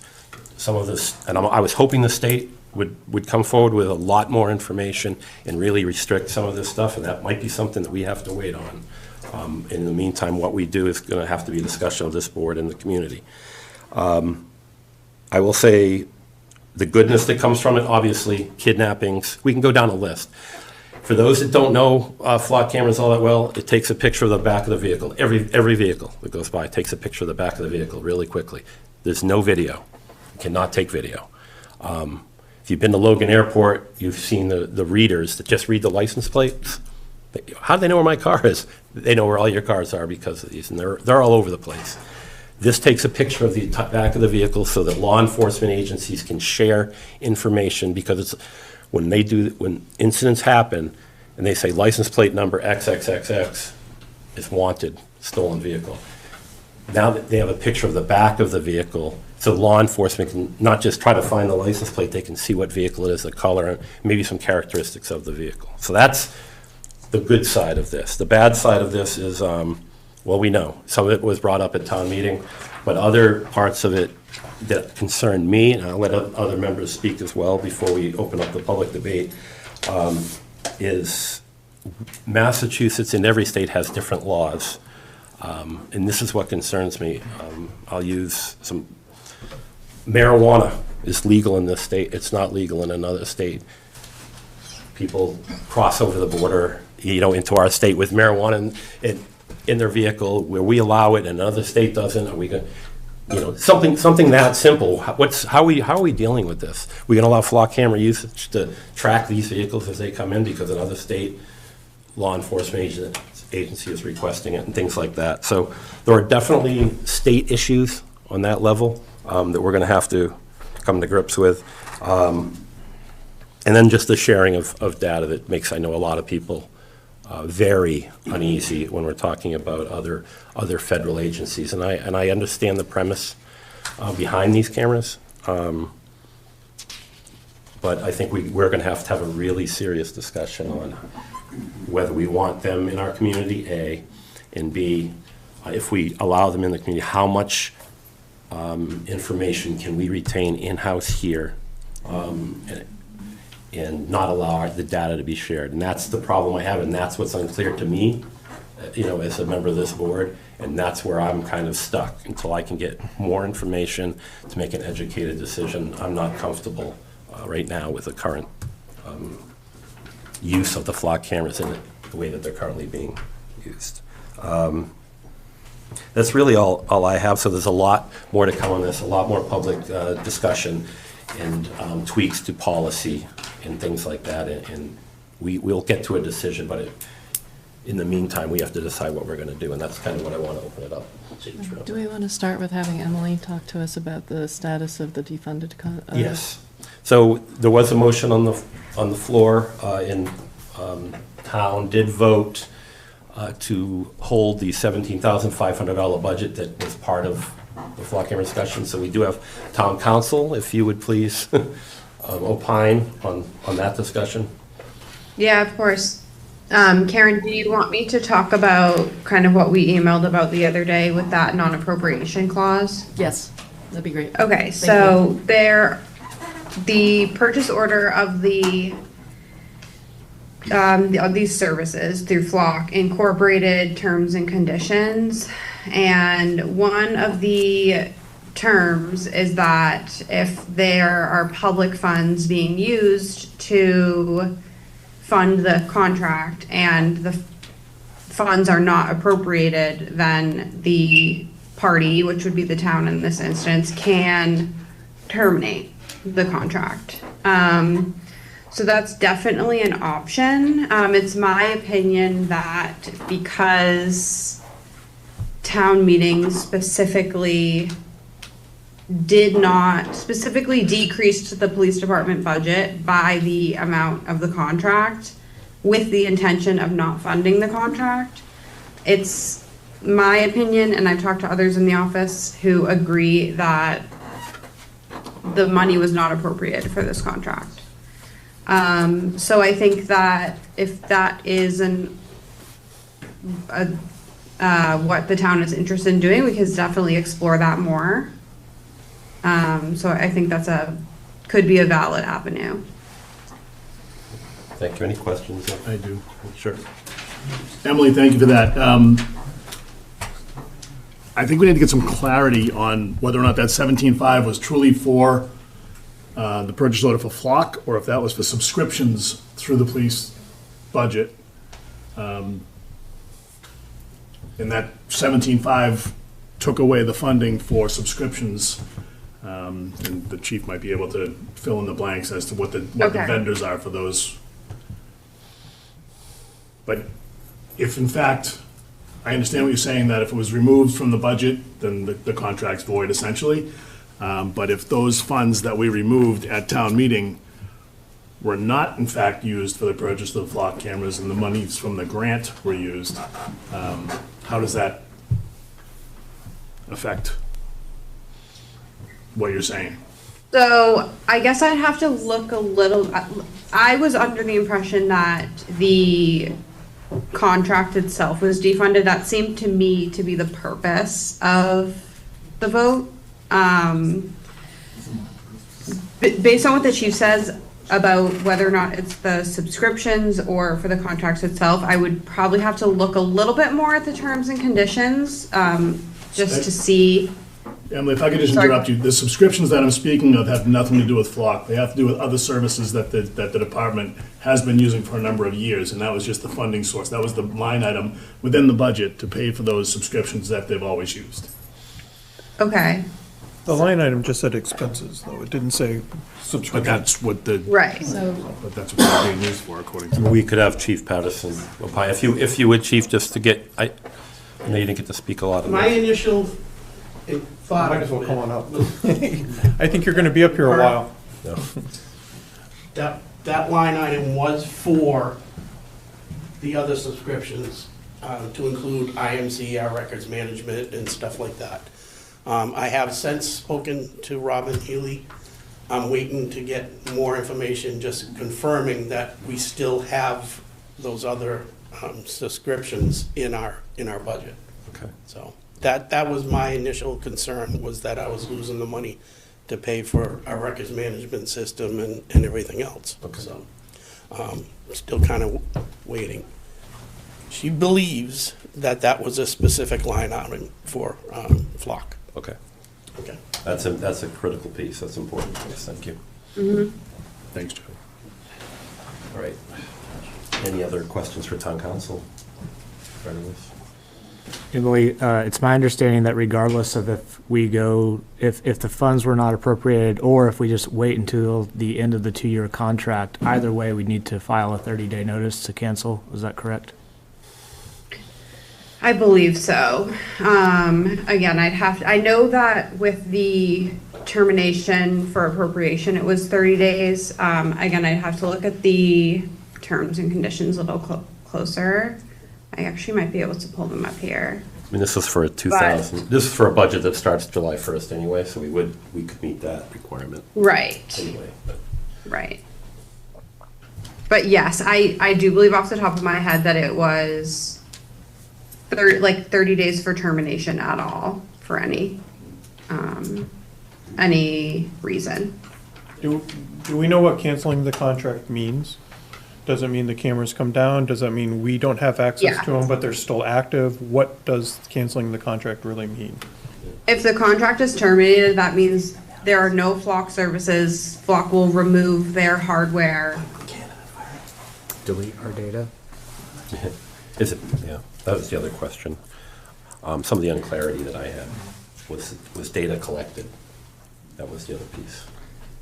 But I'm unclear on that. Jeff, Chief, you have information of the use of that cameras up to this point in time. So the cameras were installed. The light department hooked them up as far as to their poles and to the electricity. They are working, but nobody from our department has access to them. Flock doesn't have access to them. They don't get access to the data. So right now, they are working, but there's no access to the information. The information is stored for 30 days in the cloud. And so someone has access. If we were going to be using them, we would have our special services division, the detectives, who would be the only ones that have access to them. They would go through training through Flock, and then they would be. Yeah, I'm not concerned. That's who I would want to have access to this stuff, right? It's outside of that. I think that's the concern that probably most of the public. It's Flock. It's my understanding from the materials that I've been studying up on. Like again, this was not my project. Right. Flock does not have direct access to the information. It is stored on their cloud, but they do not have direct access to it, and they have access to our software to do any updates and stuff like that they need to, but they have to come through us to do it. Okay. Yeah, this is one of those things that I would love to get them in here.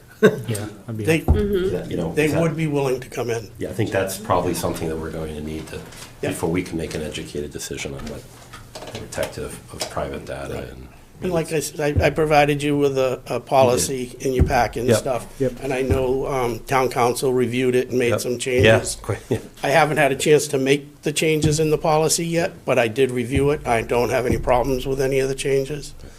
I think our policy restricts it a lot. It does. We don't automatically share with anyone. Right. We don't share with anyone out of state, and we don't automatically share with anybody within state. They have to physically make a request to us, and then our Special Services Division will provide them the information they're looking for.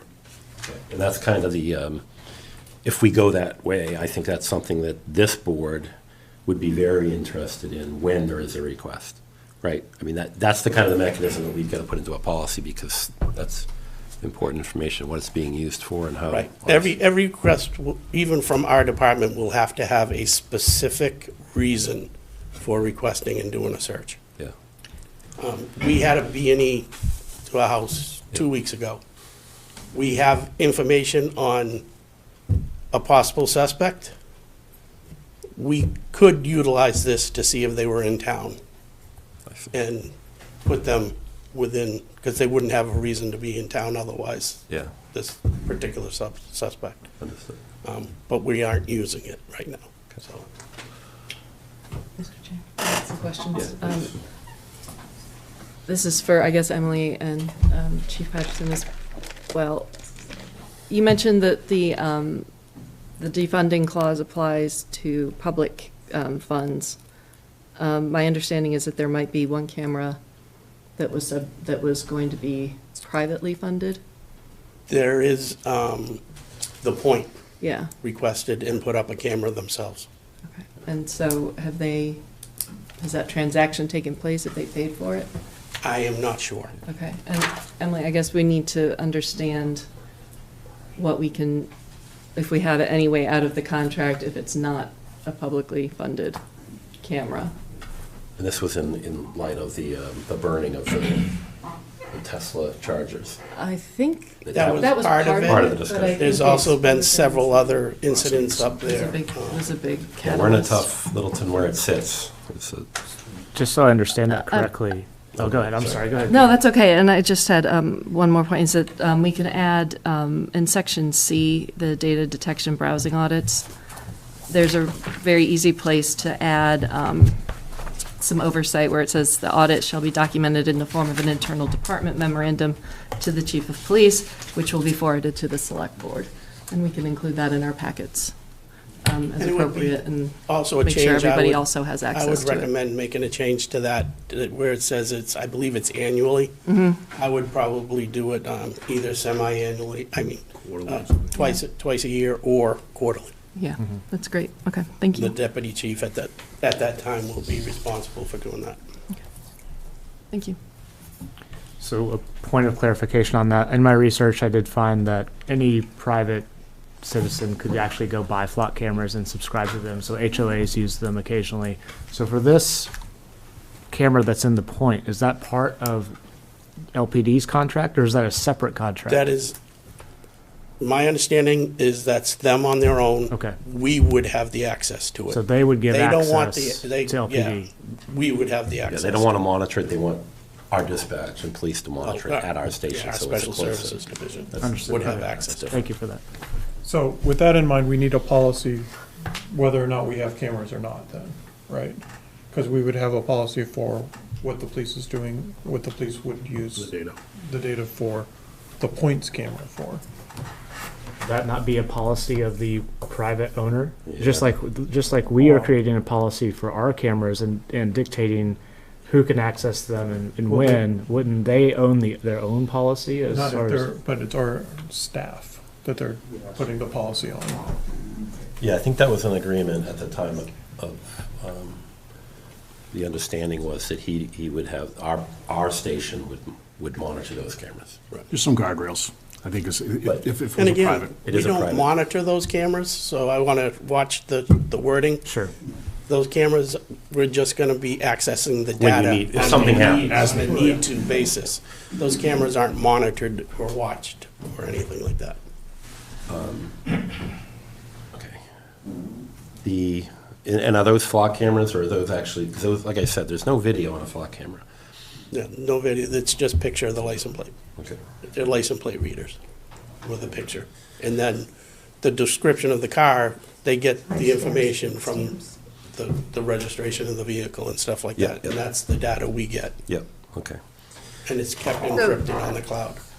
Chief, can I ask a clarifying question? For the point camera, is it just if there was a request by the department to access the data, they would turn it over? No, I think So- we're gonna have direct access to it.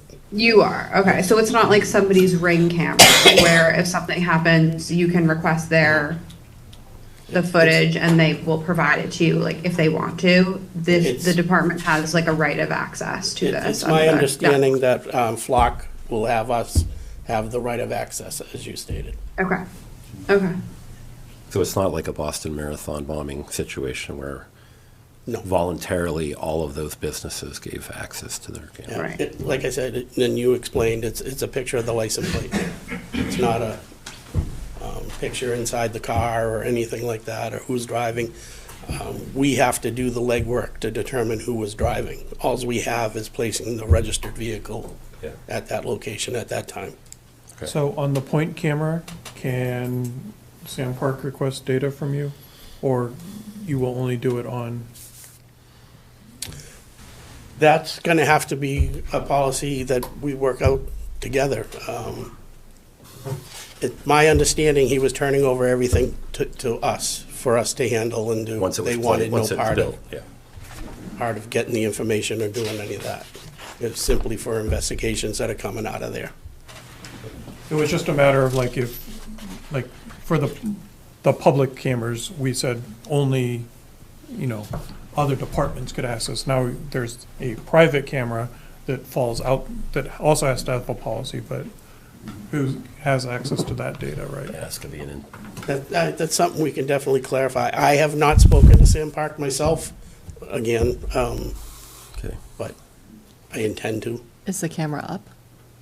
I'm not sure about that either. I know there's cameras up there, because I've been up there, I saw them putting them in. There are, but it's not, my understanding is that the flock camera isn't up yet. Okay, because I know But- I saw them putting cameras They were up just there. gonna have the one flock camera. Okay. And then they have other surveillance up there, Right, yes. all over the parking lots now, they have surveillance, I did see that. We That's were waiting for, completely we were waiting for payment before we put the before we had the camera put up. Chief, the ALPR system, it's referenced in here as Flock a lot, often, but there's also a reference, and I can't find it at the moment, that made me question whether we have other license plate reader systems besides Flock. Okay, thank you.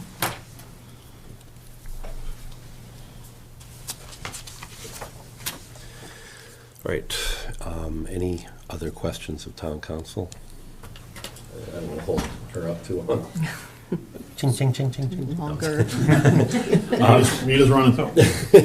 So, I just more have a procedural question, like, if we, like, I think we've already said we're not approving or disapproving a policy today. So what does that mean for the contract and what we're doing? Do we have deadlines? When do we have to make a decision? Yes, no? Well, that's, I mean, Emily, correct me if I'm wrong, but we can have a policy, but we can't have a flock camera starting July 1st, correct? It was defunded. How would we be able to? Well, I think the first year of the contract was paid for by the grant. Ah. So that's why I think he put funding in to that line item. Okay. With the expectation of getting DEA money, right? Right, correct. So now we own them, well, LELD owns where the cameras are on their poles, so to speak. They don't own the camera. No, So Flock. if they come down, they get handed back over to They Flock. take it, Okay. Flock takes them down and takes them back. And here lies the problem. And is it a 2-year contract that we're in right now? Yes. Yes. Thank you. Can I ask a question of the I think attorney? we should keep her through public comment. Yeah, okay, that's a good idea. We're gonna keep you on for public comment Yeah, as well, of because course, it might yeah. be a legal question. We'll have to go back to you. Sure. Okay, any other Making Tom questions? proud, Emily. Any other questions of Chief right now? We're gonna, I do want to open up the public Bartlett's comment. got his hand up. I don't know if you can see. Bartlett. I just wanted to ask the chief, when the cameras were installed in Littleton? When? What is it? It's May. I think the last camera was installed in March. So they've been up since March. So They were installed, but they didn't, the light department didn't tie the electricity into them until probably beginning of April. So fairly recent. Thank you. Other questions, Chief? I mean, they're gonna be organic, I think. Yeah. Right, no, I know, if people come up, we can try to get some questions, so please. Thank you. Is it open for public comment now? It is, let's open up the public.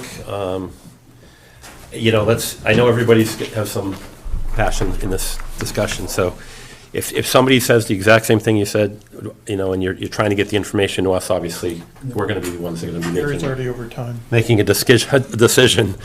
Please, just say I echo what this individual said regarding X. You don't have to repeat everything that they said. That'll help us shorten it down. Sure. Please.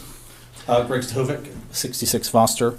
Thank you, Select Board, and appreciate the upfront commentary. I think that help us all understand sort of at least your position and awareness of how important this is. I want to clearly state I oppose deployment of the flock camera system in Littleton. I do not believe the town has publicly demonstrated a sufficient public safety need to justify creating this level of surveillance capability within our community, particularly given the significant concerns of privacy, data retention, outside access, interagency sharing, and long-term data governance. This project was discussed at a Electric Light Commissioners meeting last June, labeled as a public safety grant, and as many residents likely had no idea that a license plate reader technology and related data collection systems were being discussed or approved. So it was a little bit vague, I have to say, from notifying the public of what's really being discussed. In many ways, this system established a new surveillance and data collection framework for the town before there had been broader public discussion about whether residents support that shift or fully understood its implications. Prior to these cameras being installed, many residents likely assumed there were practical limits to how vehicle movements could be systematically monitored, stored, searched, and potentially searched within our community. Whether intended or not, this technology changes that relationship in a meaningful way. While electric light commissioners may have had authority related to infrastructure or funding, I do not believe these technologies with significant privacy, surveillance, public safety, or data governance implications should move forward without the select board visibility, public discussion, and clear townwide oversight. Importantly, in Commonwealth versus McCarthy, the Massachusetts Supreme Judicial Court acknowledged that widespread automated license plate reader systems can implicate constitutional privacy protections when enough cameras and historical movement data are combined to create a detailed picture of a person's public movements. I also believe there's a broader community perception issue that deserves consideration. Littleton is widely viewed as a safe and welcoming community. When systems like this are installed throughout the community, it naturally raises the question, what problem are we trying to solve? Whether intended or not, these systems can signal that crime is becoming a growing concern, even if many residents may not feel that way themselves. We have not seen this policy that's being drafted, so I think it's important for the public to be made aware of what's being discussed in a public way. It's in the packet. It's in the packet? Yeah. Okay, sorry. No, it's all right. I also want to note that this is not a settled issue across Massachusetts. I think it was referenced Watertown. Communities including Cambridge, Natick, Watertown, and Weston have paused, reconsidered, removed, or canceled flock deployments due to concerns involving privacy, governance, public trust, data sharing, and oversight. I think if the town ultimately intends to move forward with the system, despite these concerns, we need a policy that should include the strongest possible safeguards. At minimum, I would like to ask the board to consider an automatic deletion of data after 7 days, unless tied to an active investigation, requiring a documented case number and law enforcement purpose for every search, prohibiting exploratory or generalized searches, limiting use to a serious public safety matter, prohibiting default or open-ended sharing with outside agencies, requiring documented justification and supervisory approval, requiring a judicial warrant, court order, or active criminal investigation before sharing data with federal agencies or outside jurisdictions, requiring regular public reporting on searches, outside requests, and any misuse, and requiring future public review before any expansion of the system. I believe the situation demonstrates the need for a formal town-wide governance framework, potentially including a bylaw or policy process to ensure that future technologies involving surveillance, automated data collection, privacy, or interagency data sharing receive a consistent oversight, transparency, public discussion, and the select board visibility, regardless of which municipal entity initially sponsors or enables this technology. This is not simply a technology decision, it's a governance, transparency, and community trust decision. As it relates to the private partnership, I think that also requires a lot of discussion. When private infrastructure becomes part of a larger public safety surveillance ecosystem, there's going to be more questions about transparency, oversight, access, and public awareness becomes even more important. Great. Thank you. Can I ask you one question before you sit down? Just, are you opposed to flock cameras or LPR cameras or both? The LPR cameras. LPR in general? Yeah. Okay, thank you. Yep. I just wanted to mention, was that in the email? I know you had reached out to us, that discussion right there that you sent, was that in the email to us? The policy recommendations were not included there? Yeah. Would you be willing to share that? Yeah, would you be willing to share that? Because there's a lot of good information in there that if we are developing a policy, it's something that might help us. Of course. Sure. Thank you. Thank you. Thanks, Greg. Cheryl Kelly Hollinger. Should I just say where I'm from, where I live? Sure. 44 to Hadwin Road. And this is a question for our attorney. We're at town meeting. The town voted overwhelmingly to defund these flock cameras and remove them. Can the selectmen still approve them and continue?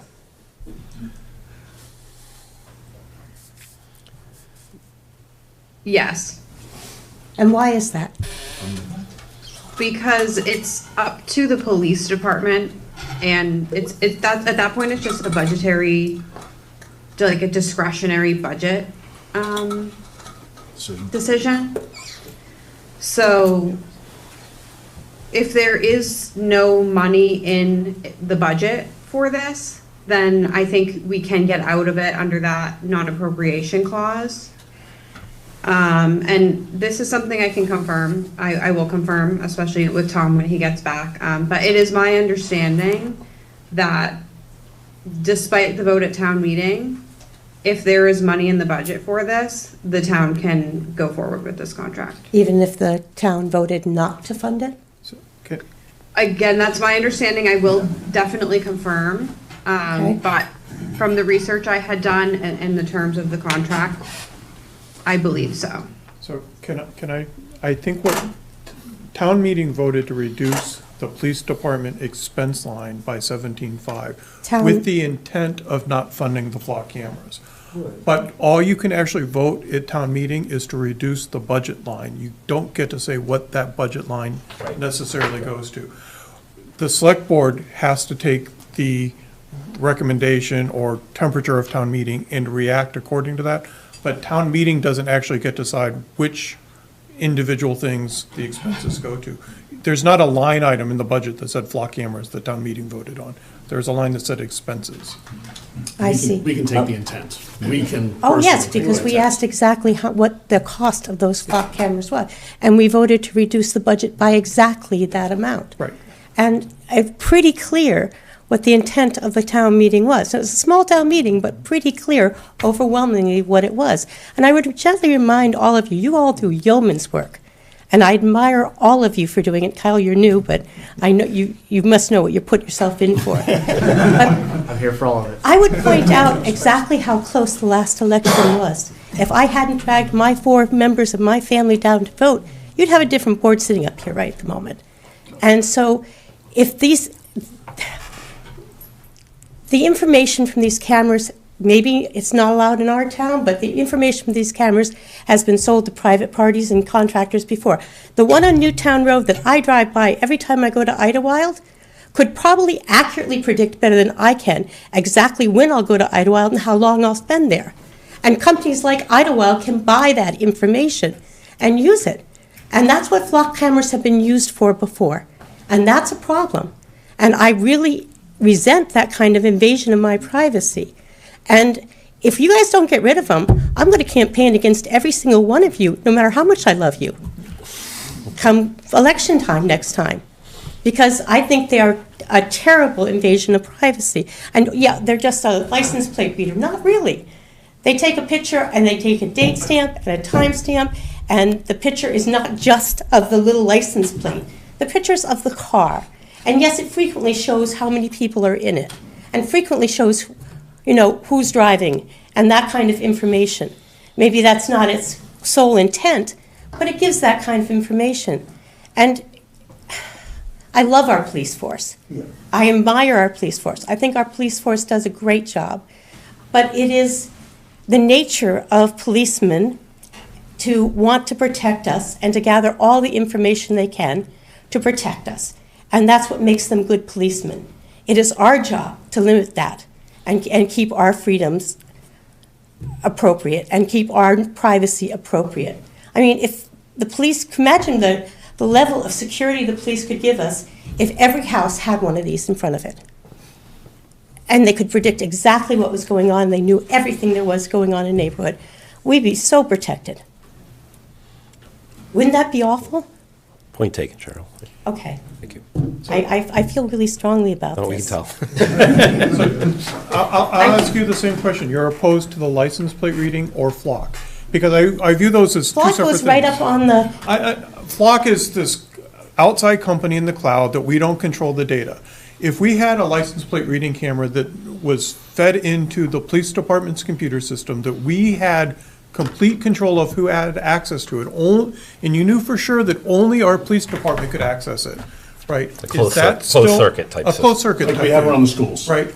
Is that the concern, or is Flock the concern? Flock more because they give the information up on the cloud. But even that, putting that many up on major roads is invasion of privacy. Putting them around the schools, that's being sensible, okay? Putting them up around the Tesla things, I don't think they need to store it on the cloud. I really don't think we should be paying our police to monitor them. They make plenty of money and can monitor their own. We're not monitoring them. Well, I don't think our police should be getting direct feeds. It's an asset for our police. If the data's available, we can extract it. A lot of incidents happen at the point. Okay, and that's a private one, and I can choose to not go to the point knowing there's one there. I can't choose to not drive down Newtown Road. I can't choose not to drive down Great Road. And Thank you. Thanks, Sean.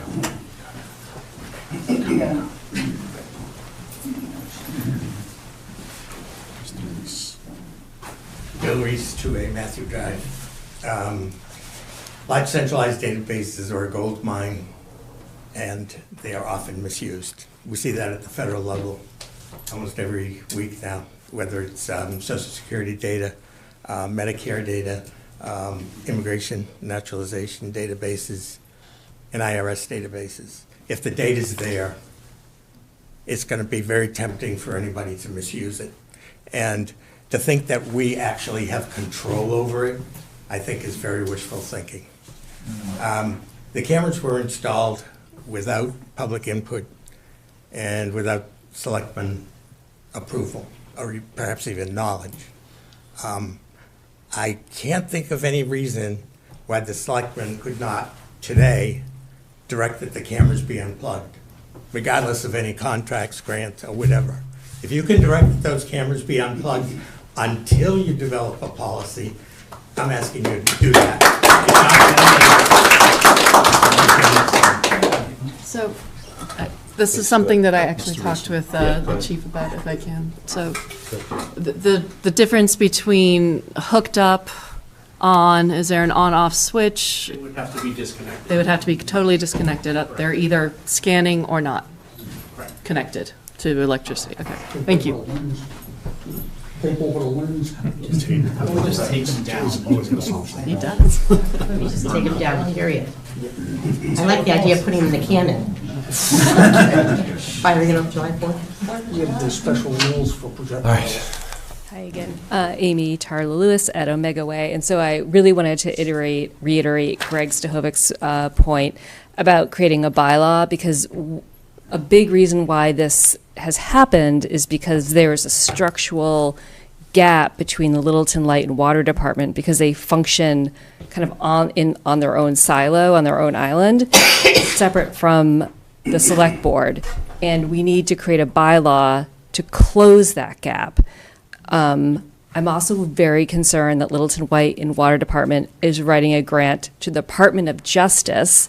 That is not their lane, it is not their job, and I feel very strongly that someone should be held accountable for that, or we should hold those people accountable who are elected to the Littleton Light and Water Department commission, because they know better. I do want to say, I mean, it was a public safety grant. So, Yeah, I think. and it wasn't, there was no ill intent. I mean, they, obviously not. They do grants for a lot of great things, right, in the town. So, and we got to specify it's Littleton Electric. I know this town has tied them together, you know, but we obviously have a lot more control over Littleton Water, as you know, because they're a department under us. Littleton Electric is its own entity, so we do not. So we would be working with them in their commission, the board, to discuss these things in a sensible way, and we will. And I think that's how we're going to end up resolving this. So I think, but your point's taken. But I do want to emphasize, the intent wasn't let's go invade as many people's privacy as we can. I think the fault here was the public not having public forums and not having the select board more. Yeah. That's. Yeah, and I'm happy, I don't want to take up everyone's time, but when you usually write a federal grant, you have to be extremely specific about the equipment or the supply in your line items in your budget. So, I mean, anyone can FOIA any federal grant, but I'd be interested to see what they wrote in the budget, because it's not just like, give us money. I think Littleton Electric gives out grants. I don't think it was a Justice Department grant. Yeah, it was a Department of Justice grant. I've read the minutes. I've looked, yeah.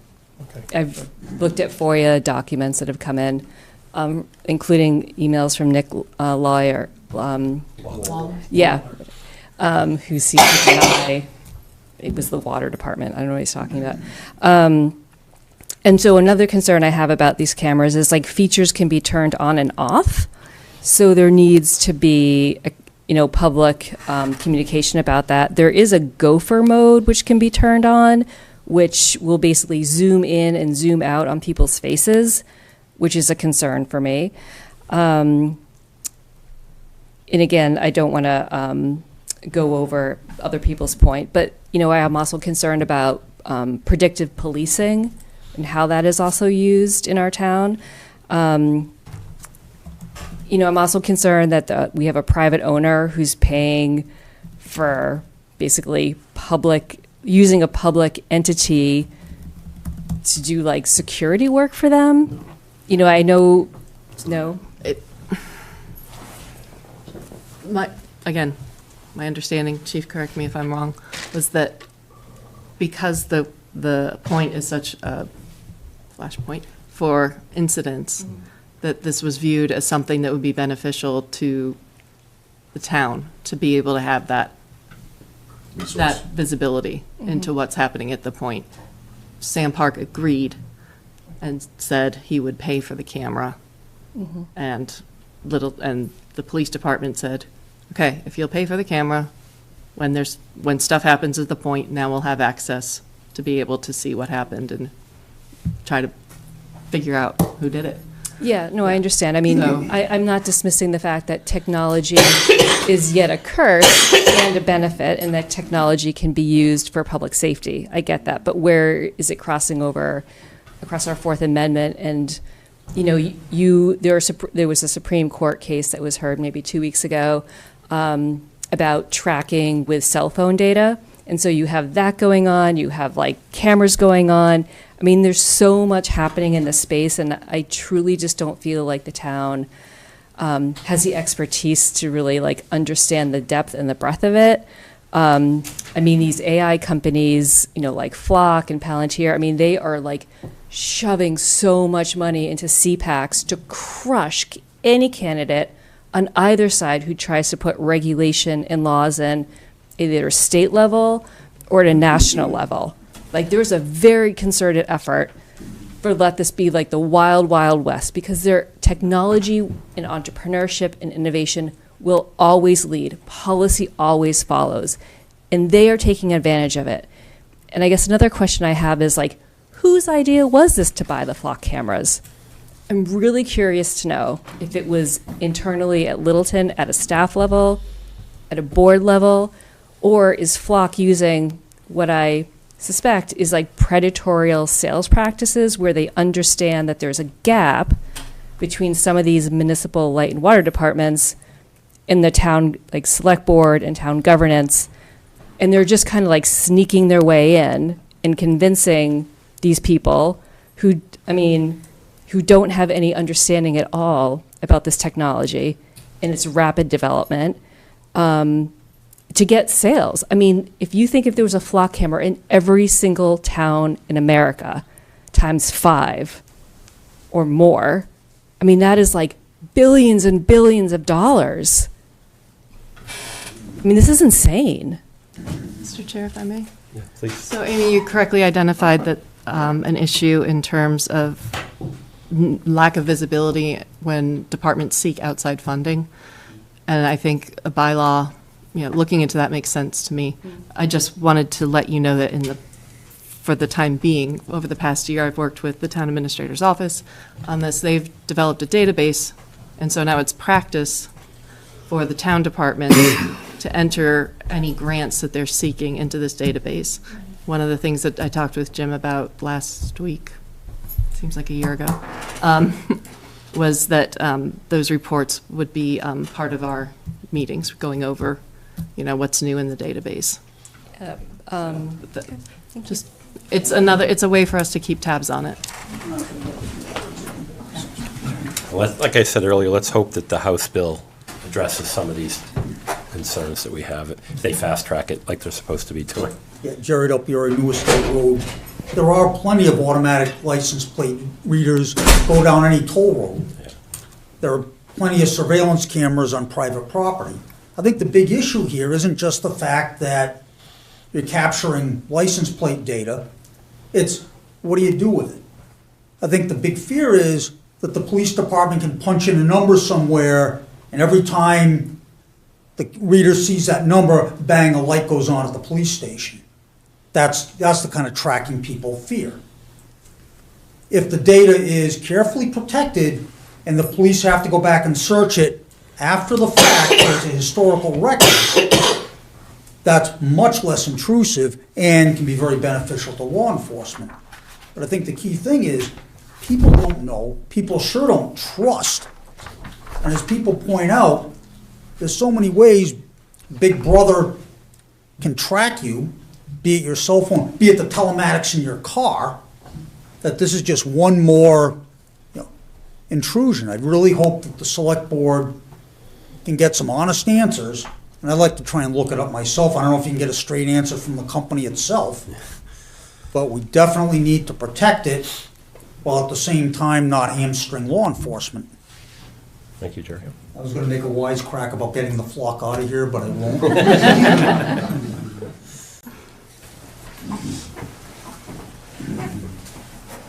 Hi, Margot Bloomstein, 7 Wilson Lane. I very much agree with, I guess, the perspective that we've heard thus far. On a very tactical level, I think that this is wrong for Littleton because we just had, 11%, 800 people turn out at our election. Like, this is It's much larger than most of the attendance that we see at planning board meetings, but it's a good turnout, but rarely is turnout this good at some of our other meetings. And we say we want to increase civic participation. This undermines freedom of assembly. Frankly, I want to be able to show up at rallies on the Common, theoretically, or attend meetings. And I don't want the chilling effect of maybe it's not our town police, maybe it's not Flock knowing that I was there, but as long as this is cloud-based, it means anyone can know that I was there then. ICE can know that I was there then. And while I was sitting there, I was just like quickly Googling, how often has Flock been hacked? And first result, Flock has never been hacked. That's from flock.com. And then very quickly after that, it was basically like, watch this Flock camera. It's a gift for stalkers. That was like the first hit. And then I'm like seeing all these results, and some of them I'm like, ew, this makes me feel really like kind of scummy seeing these results. But that's my reaction. I don't want people to know where I am all the time. And granted, some of that technology is in our cars already. I'm carrying around a personal listening device all the time because I have Facebook on my phone. But our town should not be aiding and abetting that, especially because we can't control who has access to it, and we want to increase civic participation. We want to increase people taking advantage of our freedom of assembly, not doing things that undermine it. And I think as long as we want to say as long as we say we want to increase trust in local government, increase trust in local policing, increase the perspective of transparency or the perception of transparency, we shouldn't be investing in technology that undermines all of that. So I'll ask you the same question then. Are you opposed to Flock or the LPR cameras? I'm opposed to the cameras in general. I'm opposed to Flock as I believe, privately held company that will make money off of my data as well.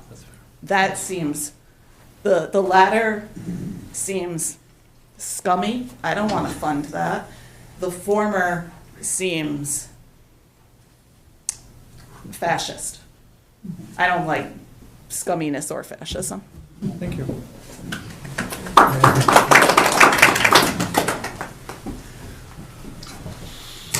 Hi, Matthew Nordhaus, Star Hill Road. This incident is problematic on a whole bunch of levels. The first one being, as a member of this honorable body until a few days ago, I was unaware that these cameras had been installed. That, to me, regardless of whether the process was legal, is a huge violation of trust of the people of Littleton and the governance structure that we have in place. I believe that I'm not convinced that there was no malicious intent. I certainly can't prove it, but I don't want to. I think someone said, you know, the police who I tremendously respect in this town just want to do better at their job, and unfortunately, I think in this case, it led to them installing something that was not publicly approved. I think this is also problematic on the level of data security. I've spent the last week at my day job dealing with 275,000 student records that were stolen by a hacker group, names, dates of birth, email addresses, and login information. Mark had the example of a perfectly secure system which would never be breached, and I'm telling you that's not just wishful thinking, that's putting your head in the sand. Especially if this stuff is in the cloud, it's only a matter of time. And if it isn't unethical hackers, it's someone with access using it for unethical means, or someone who, like Palantir, is buying access to these databases through, the tremendous amount of money that they have access to, and getting that. I am firmly opposed to installing these cameras. I sincerely hope that you vote deactivate them until we have a very specific and robust policy in place. And I also have a couple questions about the policy. One of them is the IT liaison is mentioned as someone who has access to this data. Who is that? Another question is, are these FOIA records? How much of them am I going to be able to? Can I look at every car, every license plate that traveled down Newtown Road for the last 30 days? Or just my license plate? And how do we determine that? I think that the data retention policy seems to be in line with what they do with the body camera footage, which is great, and I'm sure that they have a robust system. But the difference here is this isn't taking a picture of a license plate so that the Massachusetts, the Turnpike Authority can send you a bill. This is going to a third party for profit with unknown motives and unknown intentions. So I strongly urge you to not allow these to be turned on until we have a policy in place.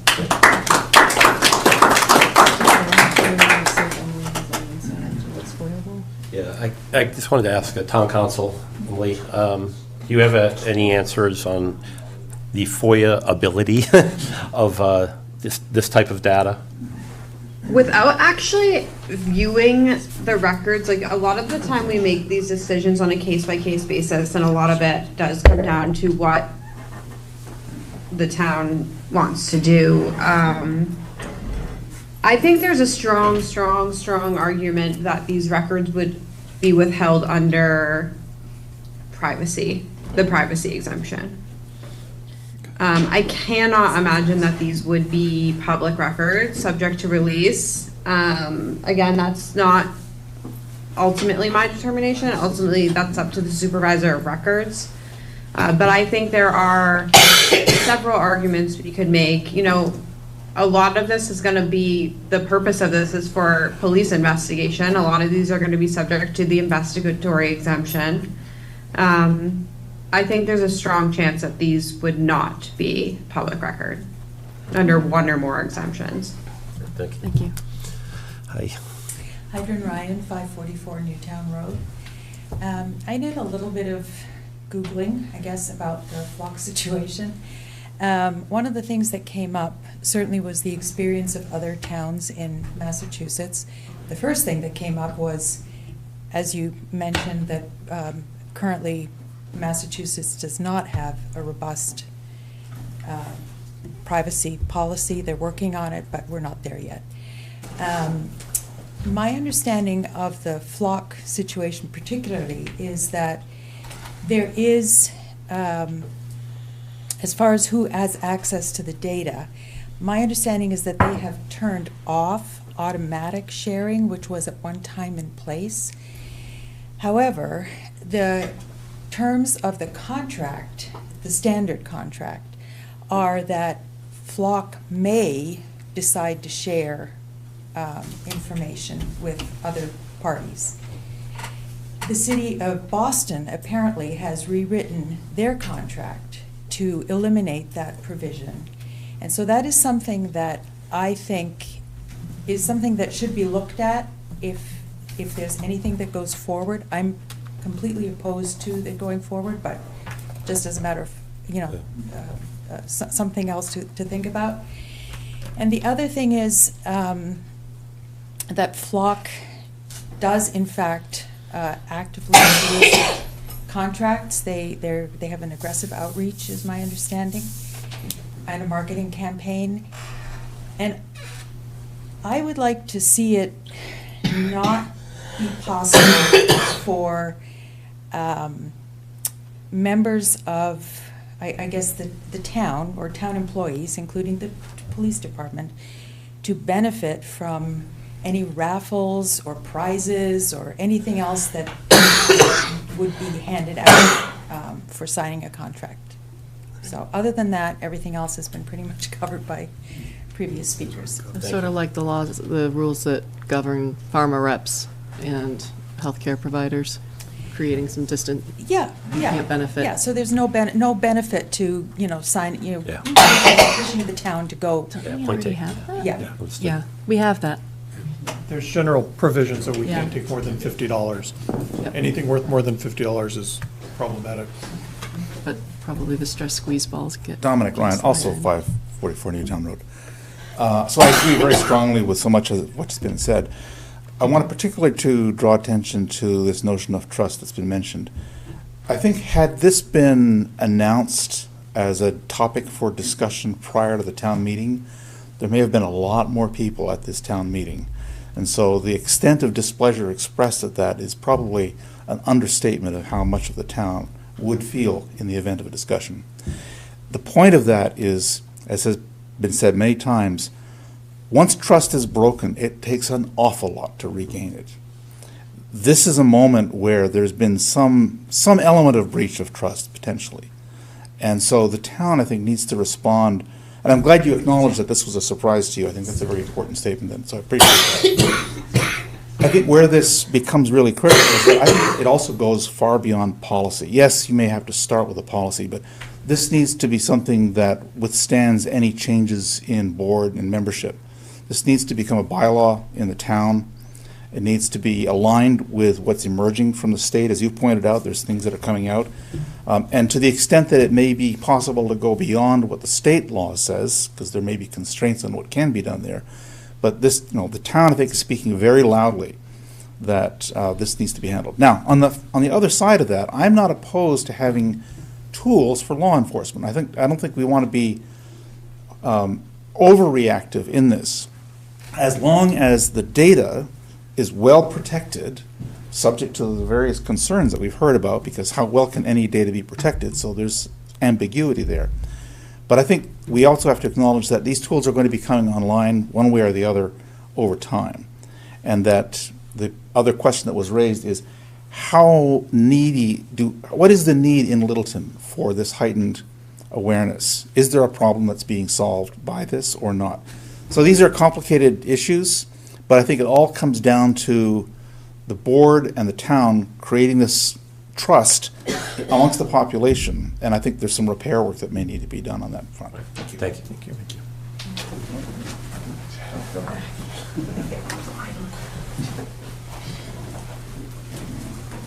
Hi, Megan Rank, 6 Green Needles Road. I just want to say, at the beginning you mentioned one of the benefits of Flock was the Brown University shooting.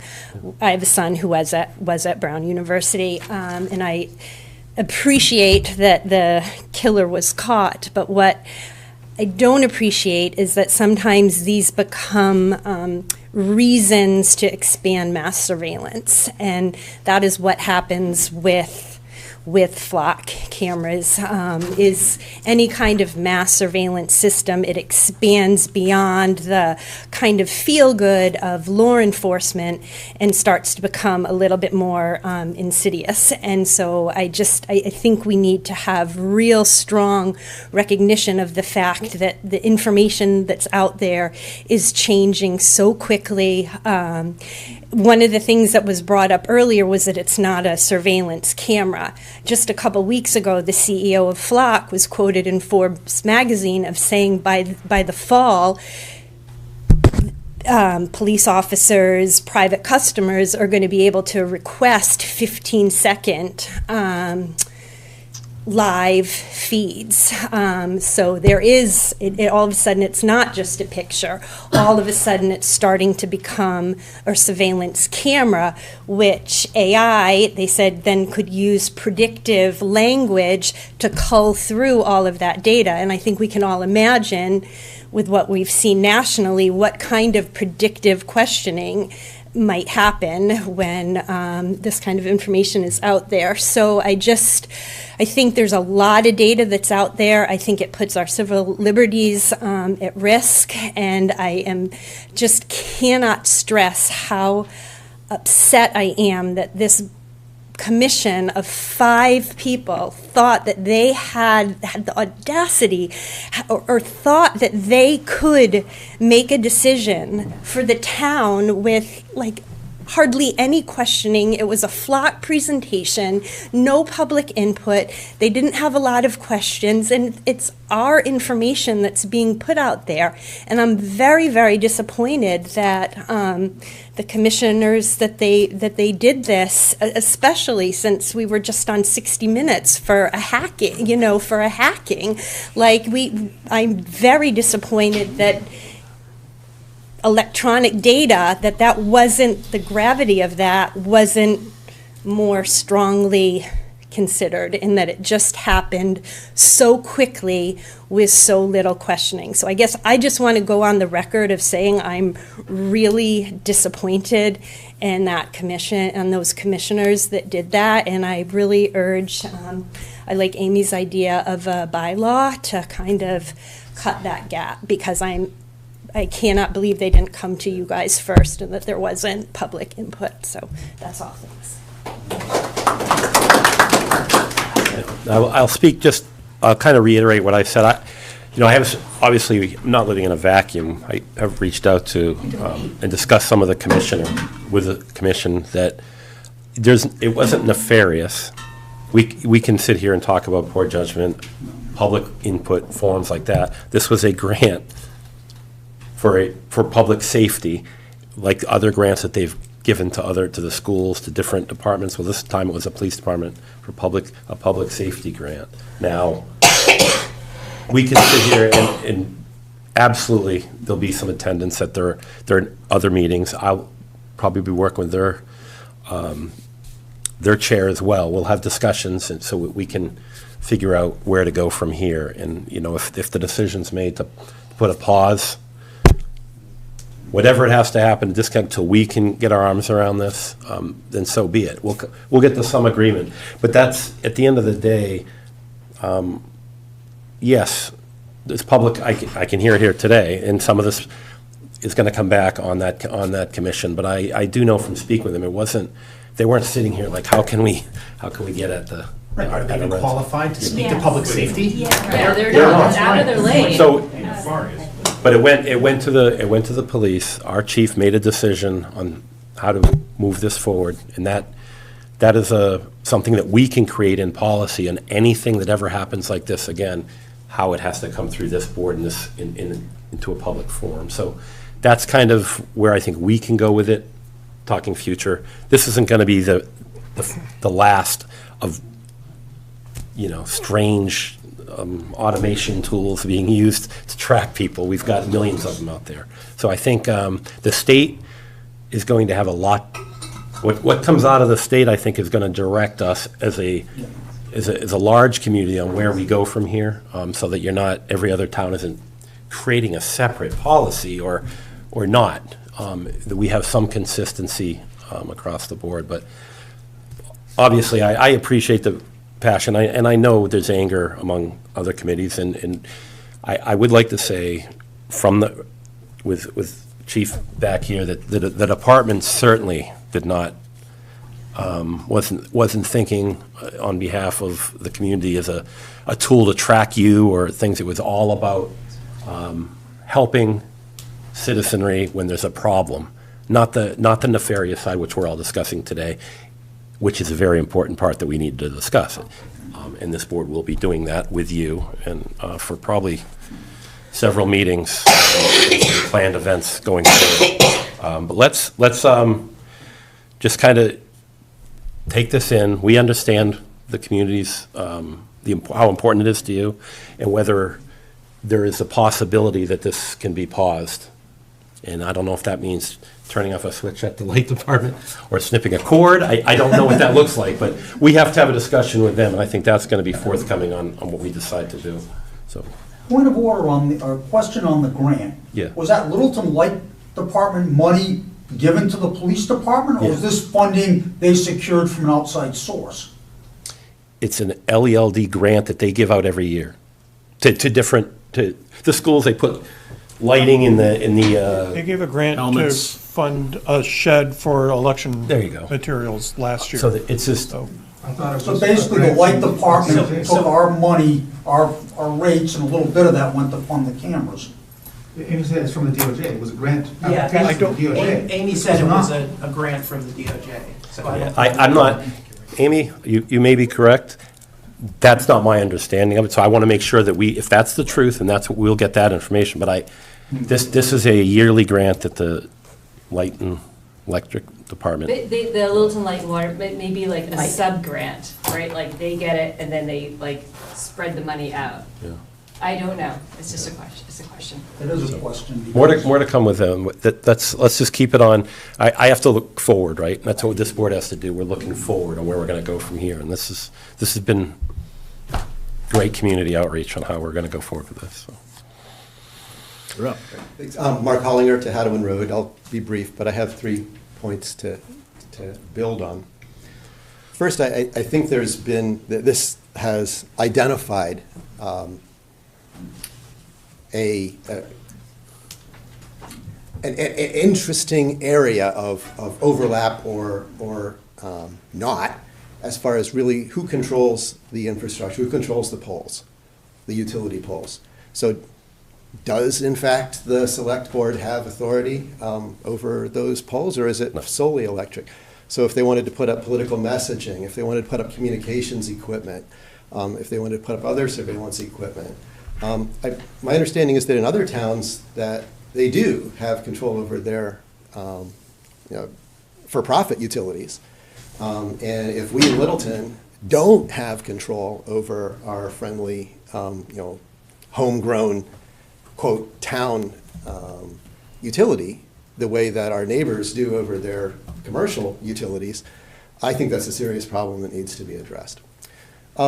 My second point has to do with I think the Brown University shooting shined some light on Flock. And of course, it was a good outcome. They did manage to catch up with the perpetrator of that shooting, and he had changed the license plates on his car, and it turned out that a couple days after the shooting, that Flock miraculously searched their data, and they managed to find the car anyway based on the make, model, color, and body.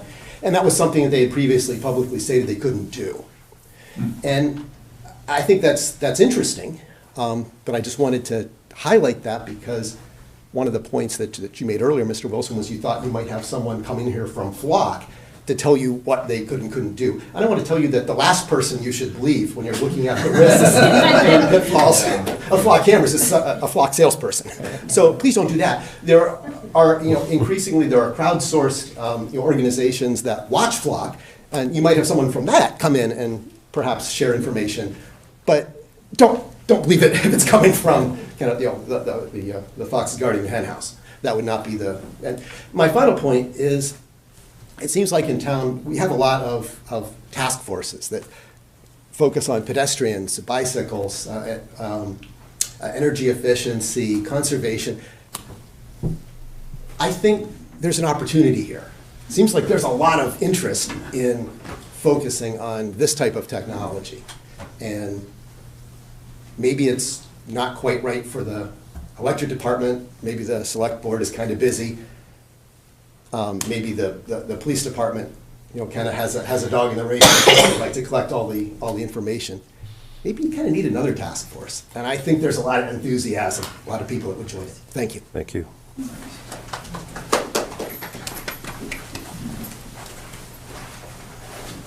Erica Pipcorny, 6 Fox Lane.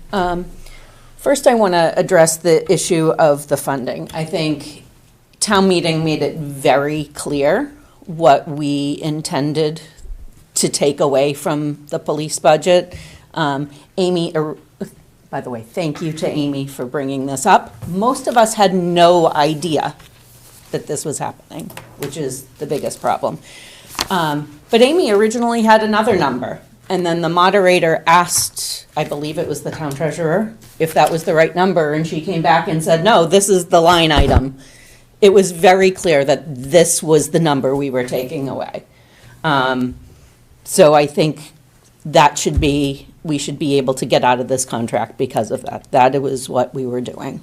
And I know you said you wanted to keep it apolitical, but this is political. We have a president who has labeled protesters as domestic terrorists. We have a government that is actively seeking out our data.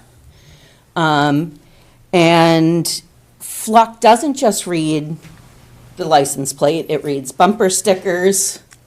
It's a very good way to find someone who might have a No Kings sticker on their car and be able to track their movements and have them arrested for domestic terrorism. I think it's been covered ad nauseum that the data is not secure. I mean, I work for a school, I'm a teacher. We supposedly, keep data very private, but Power School, which keeps all our student data, was hacked. I got a letter not too long ago from my healthcare insurance saying that my data had been hacked.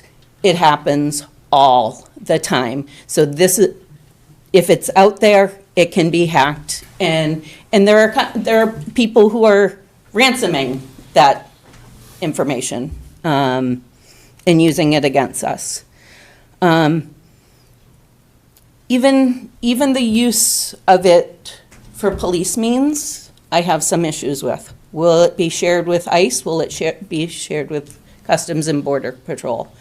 I don't want that kind of community. I don't want a community where we are tracking our immigrant neighbors and sharing information so that they can be hunted down. I am very concerned that one person, the police chief, could make this decision on their own. I think we need a policy moving forward that this does not happen again, that anything that is a limit to our privacy, to our First Amendment rights, to our freedom of movement is publicly discussed, that it is publicly voted on, that we know what's happening. I want to make clear that I am opposed to all license plates readers, Flock. The idea of them taking a picture and having your bumper stickers and where your kids go to college and things like that is even more problematic to me, but I'm against all of them. I'm asking you to tonight vote that they are shut off now. And yeah, I think they should be removed. So, Erica? Yep. Just so you know, the policy as written says it will only be shared with local law enforcement. The federal has no access to it. That's the policy. What Flock does, I understand your data in the cloud, but our police would not share it with anyone other than local law enforcement. We have no jurisdiction over another department than sharing it with federal agents, correct? So if yes. Yeah, Whatever our department shared could be further shared, yes. I believe, yeah. It's hard to keep. Tim Harvey, 5 Wilderness Road. Are you saying that our police department right now has been instructed not to share Flock data with any federal agency? The policy that they presented in our packet says they will not share data with only local police departments, no federal agencies. Flock. Policy Flock presented. The policy in our packet that the police department wrote for how they would use the data says the data will not be shared with any federal agencies. Okay. One quick point. It's tempting to think that this technology could be used for good things, to catch people who are doing bad criminal things. And the problem is when you put a very sophisticated surveillance technology in place, there's not sufficient guardrails to control its use. Once that technology is there, it will be used. And it's inevitably there are cases of abuse. You know, already there have been a lot of reports of people using it to track their ex-spouses and stuff. And there's reports from Texas of using it to try to find people who are seeking abortions. So there's just not enough controls on it. And the only safe way is not to put the technology in place. I think that's the only way to preserve the basic concepts we've got against unreasonable search and seizure, against entering without a warrant. So that's the point. Thank you.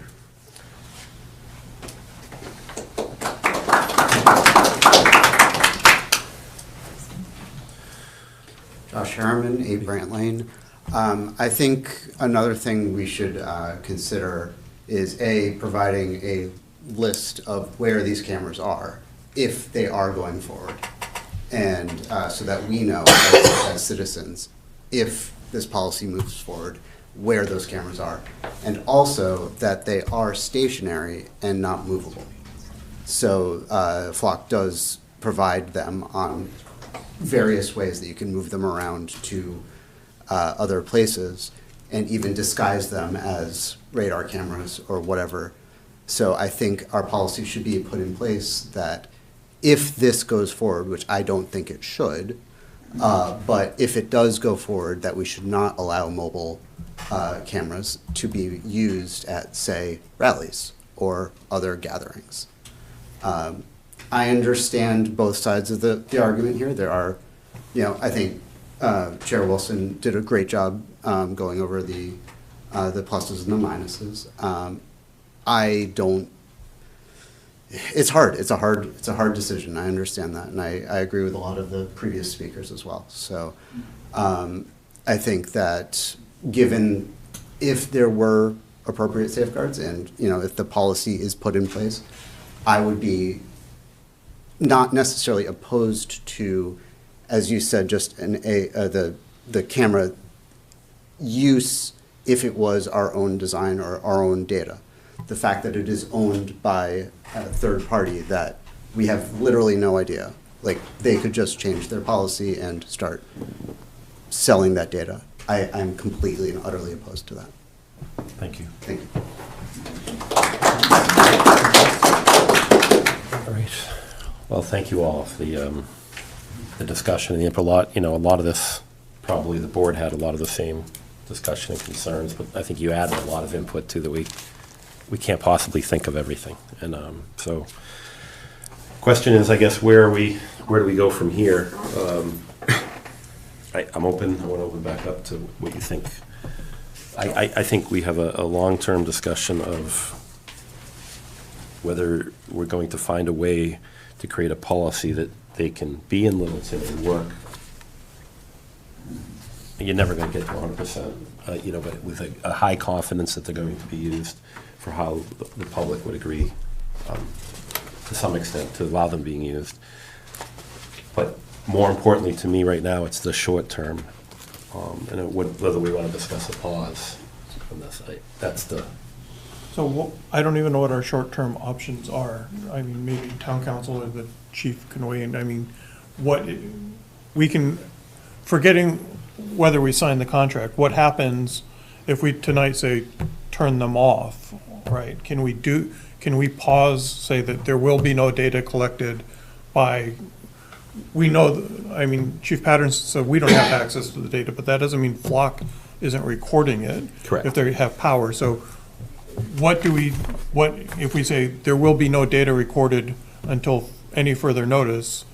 Yeah. The cameras have to be disconnected. Do we know that for sure?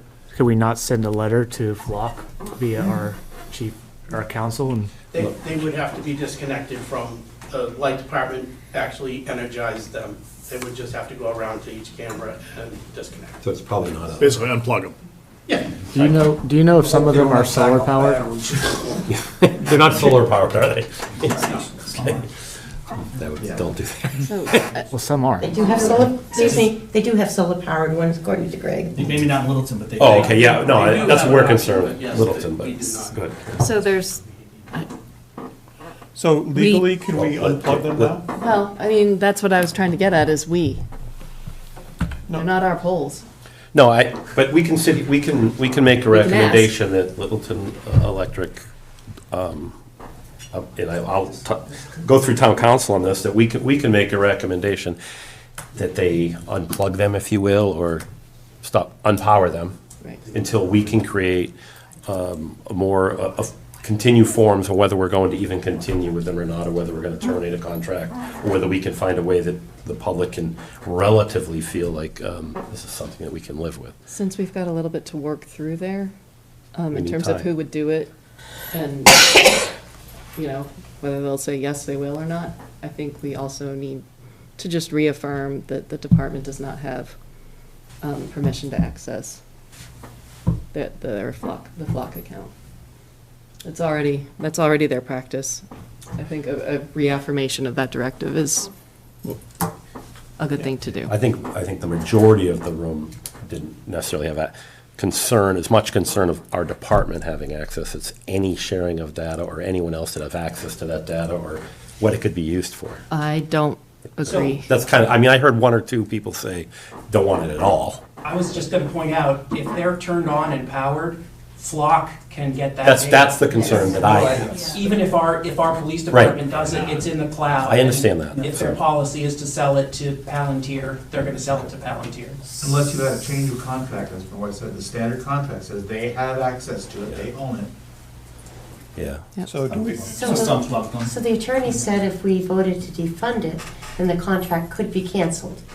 Yeah, so And so if we wanted to cancel the contract, even if they're not on, quote, our polls, I'm really, they're still on, though. They're charged. Isn't that the concern that most people? away. Can't we have them taken down? Yeah, that would They be would be repossessed by Flock. termination of the Two contract. issues But though. in the meantime, do we want Yeah. them And disconnected? just turning them off. Yeah, so the contract, and when we talk about budgetary things, at town meeting, when there's a budget for, a line item to be eliminated, it doesn't cancel the Flock camera. It doesn't, because this happens throughout the year where we have issues where we have budgetary concerns over something, or something gets eliminated, and then we have to fund things through other sources, because I don't think the intent was. Or it's already purchased. Correct. And that was why we have town council on here, because we're concerned with what's the town's liability for having a contract that we didn't sign, right? And we had that discussion. So regardless of all of that, I think we, as a board, need to discuss whether we want to, at very minimum, have these unplugged until we can develop with high confidence a policy that is going to we can move forward or my not. question is, or can have we, them taken down. can we unplug them without violating any term of the contract? Yes. Because I don't know what the contract actually says. If we signed a contract, She just said if we defunded it at town meeting, Cheryl. it could cancel. Cheryl, This is the chair. This is. Yeah, that's not. That's, canceling the contract is different than whether we can climb up the pole and disconnect. Correct. it. Two So different- I think we should ask town council if she has any guidance on whether we're allowed to just go and disconnect them. I would think we can. I don't see why not. I will review the terms tomorrow to make sure that there isn't anything against like altering with the equipment. Okay. But I mean, these are the town services that they acquired. So I think it's really probably up to the town Okay. if they want to use them or not. But I will confirm that and get back to you tomorrow. Okay, thanks, I appreciate it. Yeah, of course. All right. So how do you want to move forward with, are we going to look for a motion? You can either allow me or an individual or through the town administrator's office to have a discussion with the Light and Water Commissioner or Nick, the general manager, that the board has voted to unanimously or not to recommend the cameras be shut off or disconnected. until we can create a policy or have them completely removed. That's where we're at. We're either. Well, to Mark's point, though, conditional, I mean, we want to find out if there are any ramifications. Emily's not sure. What's the ramifications? We've already. And we can literally, if they'll power them down, we can just power them down. We're in a 2-year contract, sounds like. Mhm. Okay, 1 year just got defunded because it's on a grant. So it doesn't matter, it's a grant. Well, we still have to iron that out, too. But the other We're not- year. We're not certain of that with Robin. Yeah. You know, so Okay. we have to get those But answers still. Well, what I'm saying is, let's not stick to the short term, which is we can request that they be disconnected while we create a policy. Yes. Or find a way to have them removed if that's the way that the town determines. Does that make sense? De-energized. De-energize, whatever that is. So they're not- Covered? I think, you know, for, Don't make us put smocks over the top. no, kind of, yeah. No, I know what you're saying. I mean, for the peace of mind of the folks who But are I privy think- to our directives, you know, it would be helpful for them to see that, yeah, the cameras are blinded. We agree. Put them. I think if they're gonna be disconnected, I mean. Well, no one's gonna know How that. do we know? It's a public perception more than in a reality on what the cameras are. If they don't have power, they can't do anything. If they have a hood over them, people know that they can't be working, so.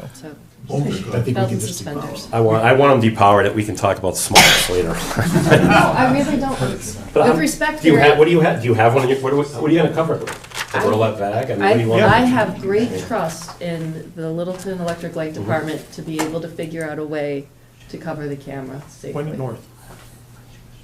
Point them up. I'm just saying that. Duct tape. We're requesting. Like electrical tape, we should have plenty of. Don't damage them though, if you damage them. We're requesting that they shut them off in lieu of a policy that we're going to create and work with the police department, or we're going to determine that we just don't want them in. And those are, that's where I want to get. So Okay. we can say, like, is there a way that you can cover them for the, you know, people are obviously very concerned Right. in the meantime. Right, I mean, that's. right. So do you want, so I'll make a motion that we instruct Littleton Electric to. Instruct the chair. Request. Huh? Just empower the chair to do it. The what? Empower the chair to have that conversation with Littleton Light. Sure. Empower the chair to have the conversation with Littleton Light to de-energize and cover the flock cameras until the time that we have such a policy in place on their use. I would, if I may, just advise maybe holding off. There's one clause in here that's a little concerning. It says that the customer is not permitted to remove, reposition, reinstall, tamper with, alter, or adjust flock hardware. So I'm not entirely sure if that would include covering them up and depowering them. So I'm probably going to look a little bit more into that and throw it out to some Okay. others in the office tomorrow and see what they think. Pending approval of town council. Well, I actually don't even do that. I think in the meantime, I can do the request and let the legal part come in, and give the thumbs up to LELD to do it. So I want to be able to still have the conversation. So I can still I can still make the request as a board. They don't have to act on it until you opine, okay? Okay, Frankly, great. we don't have to take a motion. That's what Mark There's said. nothing employable. Yeah, pending approval by town council. Yeah. Yeah, that'll do it. Emily, you okay with that, pending approval by town council? Well, it's recommendation from town council. Yes, I think that's perfect, yeah. It's always a yeah. recommendation, it's not. Advice. Yeah. So moved. We have a motion. Second. We have a second. All those in favor, please say aye. Aye. All right. Strong acknowledge the police chief for showing up, for being here, for listening, for participating. I also want to acknowledge that no one from Littleton Electric Commission or the commissioner's team, who sits on both departments, oddly, and the general manager sits on both departments, they're not here. So they have concern for our safety. You keep reiterating that they had good intentions. Where are they? Can I say something politely? Wait, I'm going to have you come to the mic if it's, please. Not really well. So we're still in Don't cough on the mic. discussion. I was just going to say, if you want a lot more people to show up at a town meeting in November, you could put this on the warrant. Yeah. Yes. I think we can do it without a warrant, what we want to do. Now, if we obviously go the other way, then we're going to have a lot more discussion, but we'll get there. Thank you. I don't mean to be mean. No, I know, And I really do people are admire all passionate of about it, you. I understand. Back on track here. Yeah, let's, So, we're going to close. so with that, our next steps beyond disabling them in the short term are to decide whether, to look at whether we're going to cancel the contract or put a policy in place. And we're going to do that over in our next meeting or the next month. I'm just trying to set expectations. I think the board, right, it needs to be on our agenda going forward. The board needs to have continuous discussions on how can we get a policy to get to a level where at least the majority of the board is comfortable with the cameras remaining in place. And if we determine we can't get there, then we're gonna have to. So, back to town council then, if we're not going to do the, if we decide we're canceling the contract, do we have a date by which we have to cancel the contract? Is it July 1st or? So, my understanding is that once the hardware is installed, that's when the term of the contract starts. So it started. So I don't believe that there is a deadline to cancel this. But when I'm looking at it more tomorrow, if that changes, I'll get back to you. So if the hardware was just installed, does that mean we just paid for the first year and we can't cancel for a year, or we can? I'm trying to figure out what, if we. No, I understand your confusion. Yeah, honestly, the order form is a little confusing. Like, there's no start date on the order form. Like, there's no date to which it takes effect. So the effective date is in the terms and conditions. So I just don't want to give you an answer off the cuff and have it be wrong here, because that's what the terms and conditions say. So if it was already installed, it's my understanding that the term has started. But I think I need to look more into it to give you a definite answer there. So part of the question is what town meeting voted not to fund goes into effect July 1st or next April? Yeah. Right, we kind of need to nail down some of these dates so that we know what we can do and when. Okay. Right. I mean, have we issued any payment to them yet? Yes, you have. Yeah. Yes, So we paid the full first year of the contract already. it sounds that way, yeah. Because it I was a think grant. that's what the grant It had nothing covered. to do with the budget process, it was a grant. Right. Okay. Okay, so. Okay. And I believe that there are towns and communities that had them in place and they've since removed them, so we might be able to follow exactly how that went down. Yep. I believe Watertown is one of them. That's why I was using Watertown early on, because it's, Cambridge and Weston. Stowe and Groton. yeah, so. Stowe and few- Groton both had you know, nothing to so do there's a with few towns that if we're going to go that route, we can figure it out. That's all, okay, yeah. Thank you. Thank you. Do we have anything for town council going forward? I don't think we do, correct? We're good. Sorry, I'm so passionate about this. Like, one more point. Yeah. As you think about next steps of discussing policy, potential policy, I know we may go the route of getting rid of them, fine. Prior to a policy discussion, I think there should be a discussion of what problem are we trying to solve? What is this data? The crime in Littleton has gotten so bad that we need to now have over-the-top surveillance, because I haven't heard in the 25 years I've lived here that we have some crime problem. So let's not jump to. I promise you that'll be part of our discussion. Okay. And we will rely heavily, we can easily get data from the chief on, hey, tell us exactly what's going on. We can use the point, but that sounds like a separate situation in itself. We already know a lot of the calls. And should I be scared? But should I lock my door now? Right. Should we put up signs that say you are now being surveilled in our town? Yes, right, Jeff? Understood. He should lock his Will door. our property values go down because people don't want to live here in a surveillance state? Those are the questions I have. Thank you. You should always lock your door. Yeah, I never do. All right, let's move forward. I appreciate all the public comment. I truly do. Thank you. All right. Review and vote to reaffirm the Select Board Code of Conduct as approved by the Select Board on May 8th, 2023. Emily, I think we're good. Thank you. I appreciate Of all the course, input. We of look forward to course. hearing a lot more from you. Yep, I'm gonna get you some Appreciate it. questions tomorrow, some answers to those questions, and then if anything else comes up, you know how to reach me. All right, thank you. Thank you. And to be continued. All right. Have a good night, Emily. That's good. Bye. What's left of it. All right, Code of Conduct. I mean, we're pretty, Kyle, this is new to you, I guess? It is. So it's basically, if you look through it, a lot of it is pertaining to our access to come into town hall. Folks, can you take that outside, please? Yeah. Folks, please take it outside. Yeah, thank you. Thank you. Yeah, it's really, It just basically says how we will interact with town employees. Understood. And each other and other boards and. Yep. and outside of, us chastising you for not following the Code of Conduct, there's the authority, it's just having good decor. Sure. In public discourse is how we want to operate as a group. So if you have anything you feel like you want to add or take away, or please do. That's why we do it every year. We want to be able to add Living to and document. take away from. If we see things that come up throughout the year or, so does anybody have anything to add or take away from Select Board Code of Conduct this year?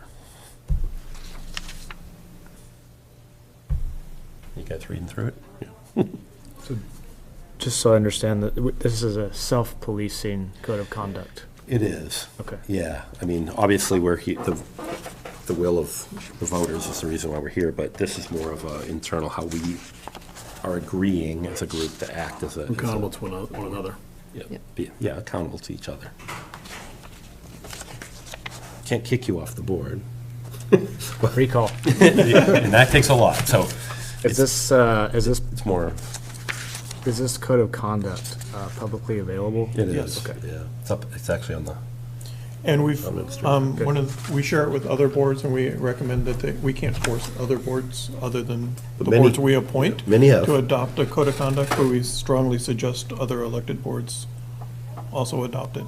Cool. I have no questions. All right, then I'll look for a motion to. Move to approve the Littleton Select Board Code of Conduct Policy. Second. Thanks, Kyle. I'm going to give it to Kyle this time. Let's see. Moved by Mark, seconded by Kyle. All those in favor? Aye. All right. I think last year Jim sent it out to the other Oh, right. boards on our behalf and said, Yeah, you know. please, just to reaffirm, because I know a lot of new members are on different boards. Yep. Okay. Now we've got next order of business. Where am I at? D was. We did see, we held did the over. charitable gaming license. Okay, D, update on the policy for the use of bond financial municipal facilities. This has come up a few times on our. But that was a request to be held over, right? Yes, if I may. Okay. I don't have anything for tonight, but. Okay. No, we're glad. We're not gonna sit here. Not arguing. We do need to get that Yes. figured out. Yes, though, but- agreed. Yeah. Minutes. Approve the minutes of That's it, April right? 21st, 2026. So moved.